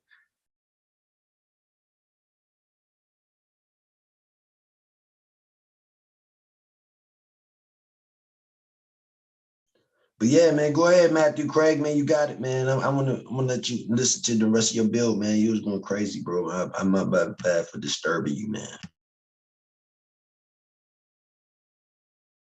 Nah, you good, brother. You been finished his presentation. We was hoping people tap in, so you good. Well, Grand Rising. Much respect to everybody, man. This was the part we wanted people to come up and tap in. So you fine, bro. Y'all got it. I'm mad I missed the beginning of it. Like I was just back for a while listening, rolling up a blunt. Yeah, in the beginning, he was talking about basically the secret societies and UNESCO. I missed, man. I'm gonna go back and watch the beginning and shit. You know what I'm saying? After this, build is over and shit. Nah, that Bigfoot shit ain't real, Phil. He seen one. If it is, they're gonna try to link that shit to your ancestors. That was your great. But we know it ain't real. Hey, what y'all think about all these historicals really being some niggas in the first place? Like that, I'm hearing George Washington was black, Alexander Hamilton, King James, right? I'm talking about, it seems like every historical figure now is black. What y'all think about that? Well, I mean, I know for a fact that King James Charles Stewart was colored, but I mean, as far as King James, there was a lot of King Jameses. So when people mention that name, they got to be more specific, you know what I'm saying? Because it was a white King James, but that's not the same King James that was over here in America, you know what I'm saying? So, then like King Charles, it was multiple King Charleses, King Georges, basically the same people that's manipulating shit now took everything. And so they continue taking names, because you got to look at it like this. If they didn't know English until 1860, where in the fuck did these white people get these English names from? They didn't have them. So that right there, that right there discredit all of the information about some cracker back in 1700 with an English name. That instantly discredits that shit. See, people that goes into the Anglicization I was telling you about earlier, Smoke. Names were Anglicized, changing the way it's pronounced. Yeah. Yeah, I get that, but I'm saying, what I'm saying is, how in the hell did all of them get? How the hell did all these people turn from black to white so damn quick? That was the Renaissance. Hold on. How did a lot of those people become from a mythological person to a real person? That's the question to ask. Through those religious papables and those alleged kings and queens. You talking about like Moses and shit like that? I'm talking about even the recent ones. I don't rock with no religion over here. None. Like Jesus. Moses, the no over here. Just that name is. Nah, it ain't no recent ones though. What you mean a recent one? Jesus. Oh man, there's a lot of names of Amen people in history that. Yeah, you said one. Amen was one. Jesus was one. It's a whole bunch of new ones that actually been promoted after the 1800s in the benefit. Like I tell people, Jesus was a contract. That whole name is a landlord contract. That was a part of the Renaissance, bro. So when people look at my bad. When I was talking about, like, you have Christopher Columbus, Alberto Vespucci, a lot of these names, these characters, I have not been able to find empirical data on their existence. But even when it comes to Candide Voltaire, you have Moulay, Ishmael, Pasha. Yeah, there's a whole lot of names and stuff. I'm like, damn, these people like didn't exist. Like even the narratives or the creator of the stories admit that these are fictional stories. So if you get Michael, damn, I can't remember his name. This paleface wrote a book called The Caribbean, and he's explaining which names are fictional characters that his people were creating. And you have man, I'm slipping up on the names. Anatolia Fomenko, who was also talking about some of the names of people that they were changing names or making up names and adding story to names. So a whole lot of little confusion. Like who said earlier, the 52 car pickup, like you said, Smoke. A lot of names, the fictional characters, the stories of people that really didn't exist. I've been finding a lot of that out. But I wanted to go easy today. I wanted to explain like stuff from a point of view when I didn't know those things and work my way to it. But yeah, there's a lot of stories of people supposedly living in the last 200, 300 years. And some of them we know about, like Toby from Roots. You know, so there's a lot of stories like that of fictional characters. What about that African dude that was supposed to have been a Muslim and supposed to got kidnapped, and he was the prince of an African town? He fake? I'd have to look into it to see the validity on the story. But a lot of those, anything with Islam and all that, 300 years ago, a lot of those stories are fake. Just like Moulay Ishmael Pasha. That's another Islamic Moor story, or the Moors are pirates kidnapping everybody. They made fictional stories. Rather the story really happened. Powerful. Yeah. They backdated. Yep. They backdated them to make it seem like they had power at a longer time and that they were unstoppable type, you know, so it was comic. That's where the So really then the treaty on peace and friendship, that's fake. The one between the Moors and the United States? Yeah, the Moors is fake, then how the fuck they got a treaty? How they got a real treaty if they fake as hell? In that Arabic treaty, Morocco's not in the original wording, and in the Arabic, they didn't say Morocco, and the word Moor is not in there either. The word Moor ain't gonna be in no treaty, just like I had no. Listen, back in 2000, beginning of 2017, I was in the bill with A1, Coach and Bones, Caramel, and a lot of them, right? And I was telling them about that. I was like, the shit is fake as hell, you know what I'm saying? So then they started talking about the Moors, and I had mentioned Queen Calafia, you know what I'm saying? And I told them that she was a descendant of the Ma'udas. So they had wanted, you know, they was wanting more information about the Ma'udas, which Ma'uda is not a nationality, it's not a blood race, it's actually a high priest. And so, you know, the people that was in the back listening and stuff, you know what I'm saying, to the bill, because it was a big bill. It had a lot of people, like 300 plus people in that motherfucker. The motherfucking Moors ran and took the word Ma'uda and had added it to this fake ass treaty they had created. It's called what's the treaty called? It was created in 2017, but the treaty was created in 2017. The word Ma'uda was added after Morisco. I mean, it's crazy, bro. Like you listen to a Moor, they'll tell you all the black powerful people that was here in America was Moors, you know, that, you know, and which on some real shit, where they do be telling the truth at, Moors had a lot to do with creating the United States. They did. It wasn't no pale-faced people here at the time. So it was, I wouldn't say just the Moors, I would say the conquistadors, it was multiple nations that raided America back in 1700. And it was over 7 or 8 to 9 fucking nations of different people that raided America from 4 corners. So when people look at the geographics of how they raided the 4 corners, they hit up by Alaska, they hit down by Peru and California, they hit over by the islands in Brazil, and then they hit up by New York and Nova Scotia. And when they hit all 4 of them spots, you got to imagine our war tribes and all of the nations we had and empires here, it was hard to be able to know how to spread out to go and fight for corners, not being prepared. Also having a lot of, you know what I'm saying, a lot of your powerful people already across the water taking over shit in rulership, and the motherfuckers wasn't really, they overstayed their welcome, you know what I'm saying? So the way that they hit this motherfucker, they hit it at a precise time, knowing some shit that we wasn't aware of.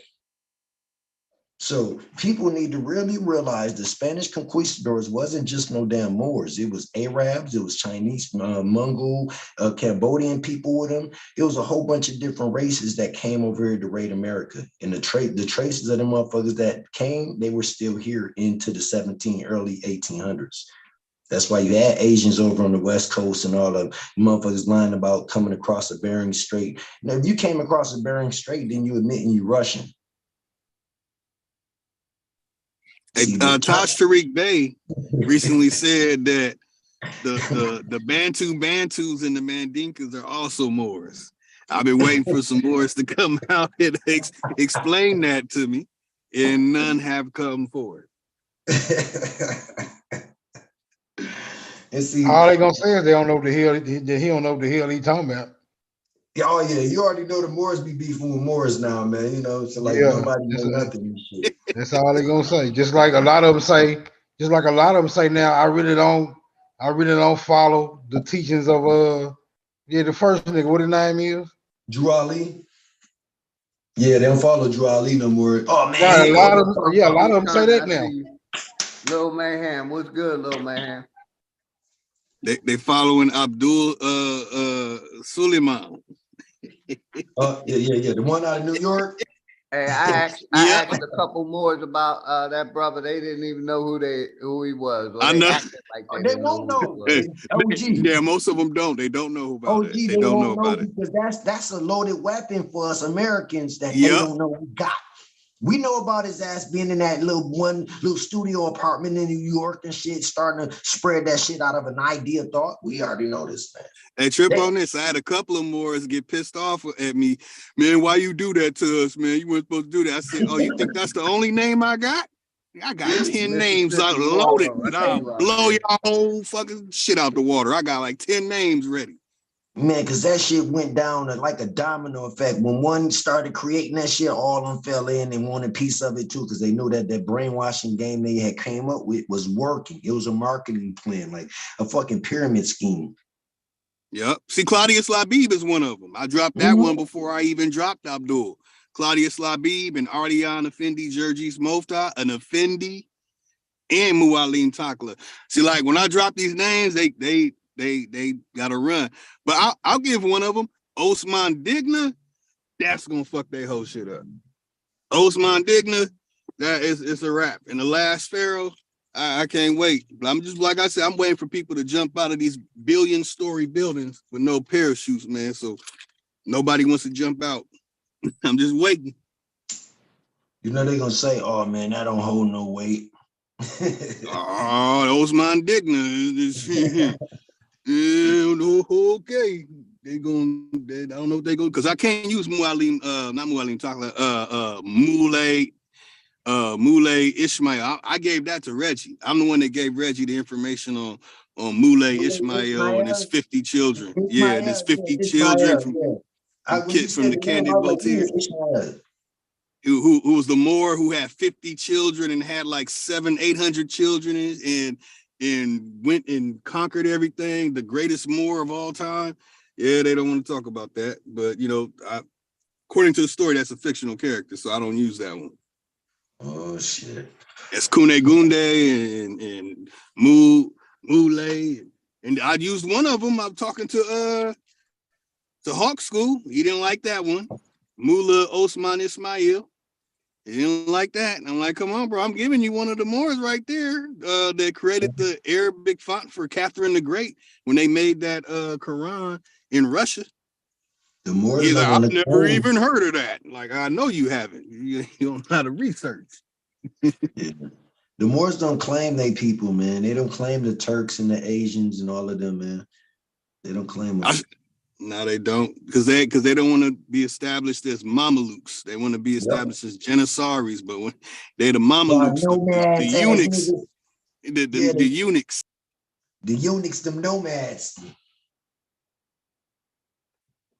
Movers, y'all motherfuckers don't have no place to stay. He said the nonads. The nomads. Y'all the nomads. Even if they don't look, even if they don't want to take a bulk of they charges, right? They cannot avoid. How can they ever avoid admiralty, maritime jurisdiction? That's unavoidable if you're a Moor, bro. Because you're the seafaring people, right? Ain't that what you claim to be? That's what they claim. If you're the seafaring people, then you are the one who brought admiralty, maritime jurisdiction to the land. There can't be nobody but you. Or then you got to say, no, we're not the seafaring people. Then you got to start drawing up a whole different history. So that would be saying that you're not the people you saying you've been saying you was. So how they gonna do that? See, I be on these folks' ass, bro. I'm sorry. And that is I'm on true, these Smoke. niggas' ass. You can't pay with the Casablanca samurais were the ones that were kidnapping the pale degenerates and holding them for ransom. That was the Casablanca samurais. So I ain't gonna give no more. That's no more. I can't give no more after that. That was a hostage situation with a ransom. Yep. Yeah, you can't explain that one. Yeah, that's too far advanced. But what I was gonna say, Smoke, you right, bro. Because listen, the Moors, they want to stay in a royalty position. That's why they like to be called noble, which they don't realize a noble is just a servant of a motherfucking prince, princess, or a king or queen. So them loving to call themselves noble don't realize you still calling yourself a fucking goddamn servant. Yes, that's right. Adele. A noble is a servant. Yeah, L is a servant. Adele. That's right. Servants. Servants to the Royal Society. So people, now if they're not, listen, like Smoke said, if they not the seafaring people like they claim to be, right? The rewriting of their history will have to go back to them being servants and Moors for real. Which mooring a boat, what is docking a boat, right? Is tying it to the dock, mooring. So they wouldn't want to be considered the dock workers. They want to be considered the people with the crowns on. But hold on, y'all had tights and all that stuff on too. Right. Hey, you know what's crazy? Right. So they try to be everything. They try to be everything that's high priority. But they try to be everything that's high priority. But then when all the implications of a cross out is being confirmed, they want to say, no, that we didn't have nothing to do with that. Hey, but look, I gotta go pick Unc up from the damn plantation, bro. It's been good chopping up with y'all. I'm out this bitch. So most definitely enjoy it. Always enjoying it. Peace one love, be safe. And they connected to being the educators to the pale faces. They're the ones that were teaching them all the stuff and pointing to our inventions and our innovators and our crops born that we have over here. That's where they were taking the ships to, riding them over here, working with the damn showing the actual boat routes to even try to get back if they was able to come on their own. They gave them maps, bro. Like they thought they can trust these motherfuckers and didn't know when them motherfuckers got over here by a handful that they was gonna be shitted on too. They didn't know. They didn't expect that shit, bro. They even had the motherfucking wars. They even had the wars when we was fighting against the goddamn North, you know what I'm saying? The federal and the US, the motherfucker had Moors on their side fighting with them motherfuckers, bro. That's why it's just, man, it's so much information, man, that they trick with book and printing, bro. That's right. That's what I was breaking down earlier with the printing, man. And that's when they took control because they knew they could print the stories up. And anybody that felt like a book was important or to have this or to have a library, they would have to have that book. It was of high value. Yeah, man, that's very important. Very important. That's like from 1920, no, I would say from 1930 to 1956 was the most impacting time of American people's losing their true history. Because even up to 1928, I got records of my grandmama, my mama's mama. No, my great-grandmother, my mama's grandmother, owning slaves up until 1928. And it wasn't just, they weren't considered slaves. Man, I sent you got that in your email. Yeah. They had the prisoners, they had inmates, Then it did list the slaves, which were white, and they had black slaves, but it was more POWs than it was anything. And it was over 158 that my grandmother and great-grandfather was in control of up until 1928. So when they be talking about the story of the paleface being, and this is in Mississippi, Magnolia, Mississippi, which is a very small area in really very small town type shit. So her being in control of paleface and all that up into the 1920s, people need to recollect they thinking. Like they didn't have from 1930 to 1956, that printing game worked so hard. Our mothers and grandmothers of today are the ones that got that fucked up information. You know what's crazy? In between that day, in between those dates is when UNESCO was created. Wow. The IRS, all of that shit was created right before it started. Oh, yep. Like I said, they changed our education curriculum. They started putting in the churches and building these universities. Think about it, OG. When we was in elementary, we used to damn near have a prayer or some bullshit that had something to do with churches in elementary school, kindergarten all the way up. You damn near had a prayer, or it was even some of the songs you sung in the elementary schools up until like 1980 had church songs in them.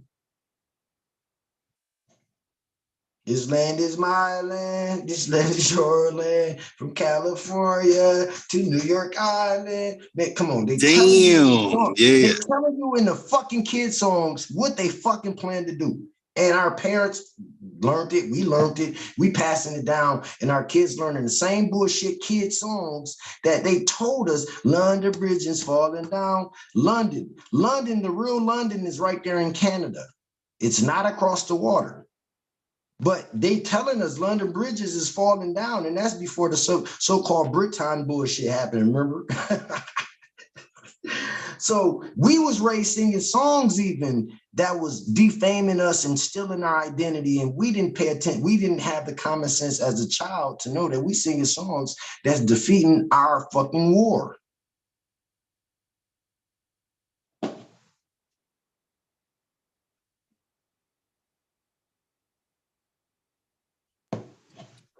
Deep. Damn, man, I want to stay on forever, man. But I got to start DoorDash, and I finally got an order, man. Sheesh.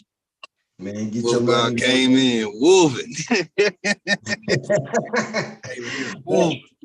Hey, man, I got love for you, brother, and OG, man. You know what I'm saying? Anytime I, get a chance to get up on OG panel, man, I get up here, man.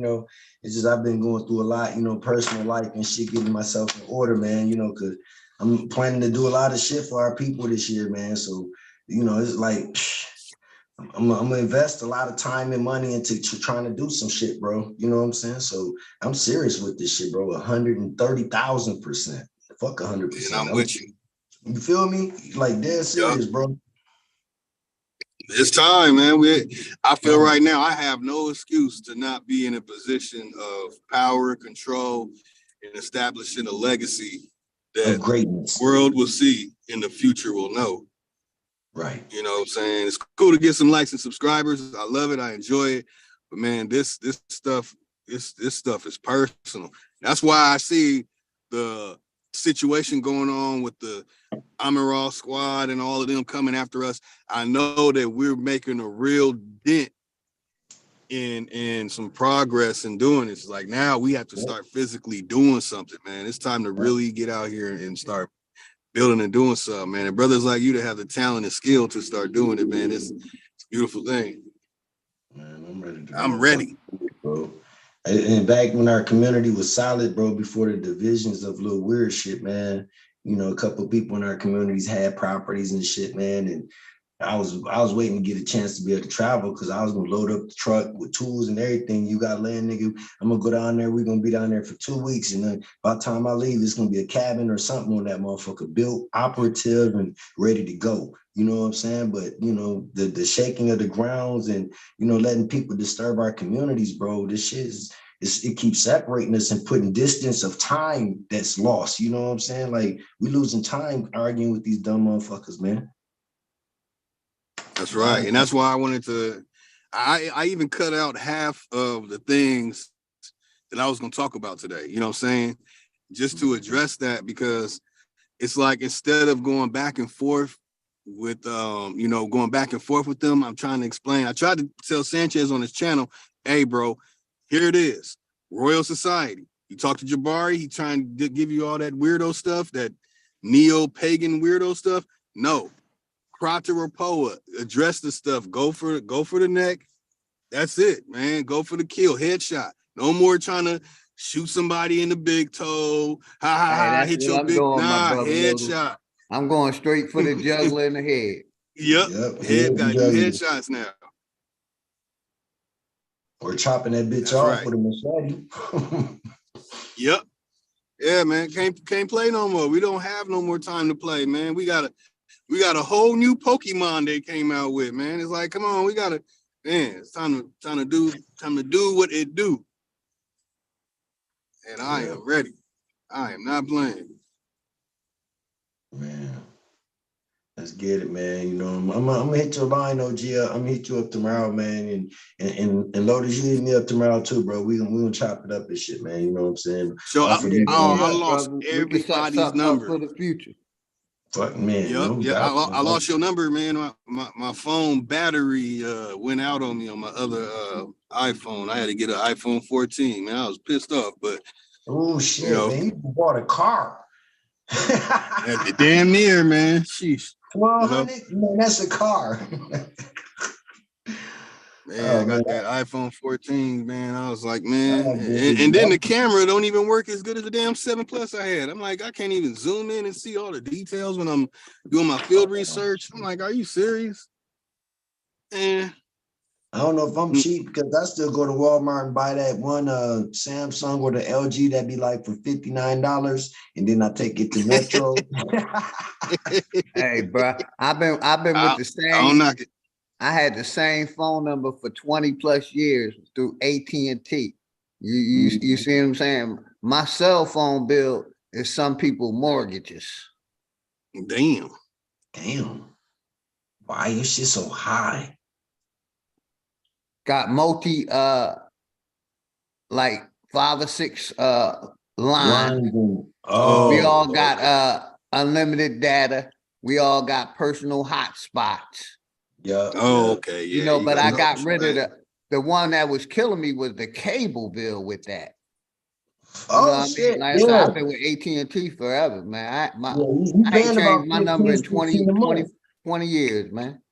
Yeah, you paying over 12 a month easy for all that. No, I ain't paying that much. I'm paying about over 400 a month. Damn. That's still a lot. On just cell phone, like 6 lines. So with the cable, it was way more than that when I had cable. I was giving them like 7 something a month. Right. Well, 6 lines for it. That's not too bad for 6. No, that's not bad at all, bro. Yeah, for 6 lines. I've been with them 20 years, and you know I get the military discount. So. Oh yeah, that's okay. I've been with them 20 years, same like number. $80 for a good hookup. You know what I'm saying? You know, and like I said, I update my phone every year.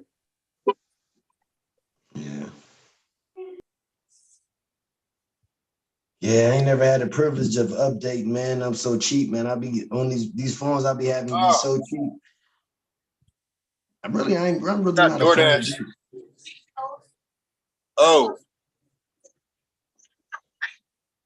For Kyle C. Hey, you got hot line, brother Matthew. You got hot line, brother. Press mute. Okay. Might want to close this for you. But no, hey, OG, man, I'm gonna get with y'all tomorrow, my brother. You know what I'm saying? I appreciate, man, the moment, you know what I'm saying, to be able to express some, some truth. I appreciate man. you, brother. You know, you tap in anytime. Hit me up. We set something up. Yeah, okay, man, how KFC don't got no damn chicken? Because it's late at late, they stop cooking and until they sell out what they sell out. And I ain't fucked with KFC chicken in about 10, 15 years. Oh, that's a good thing, man, because this shit is diabetes, high cholesterol, and death. Popeyes, none of it.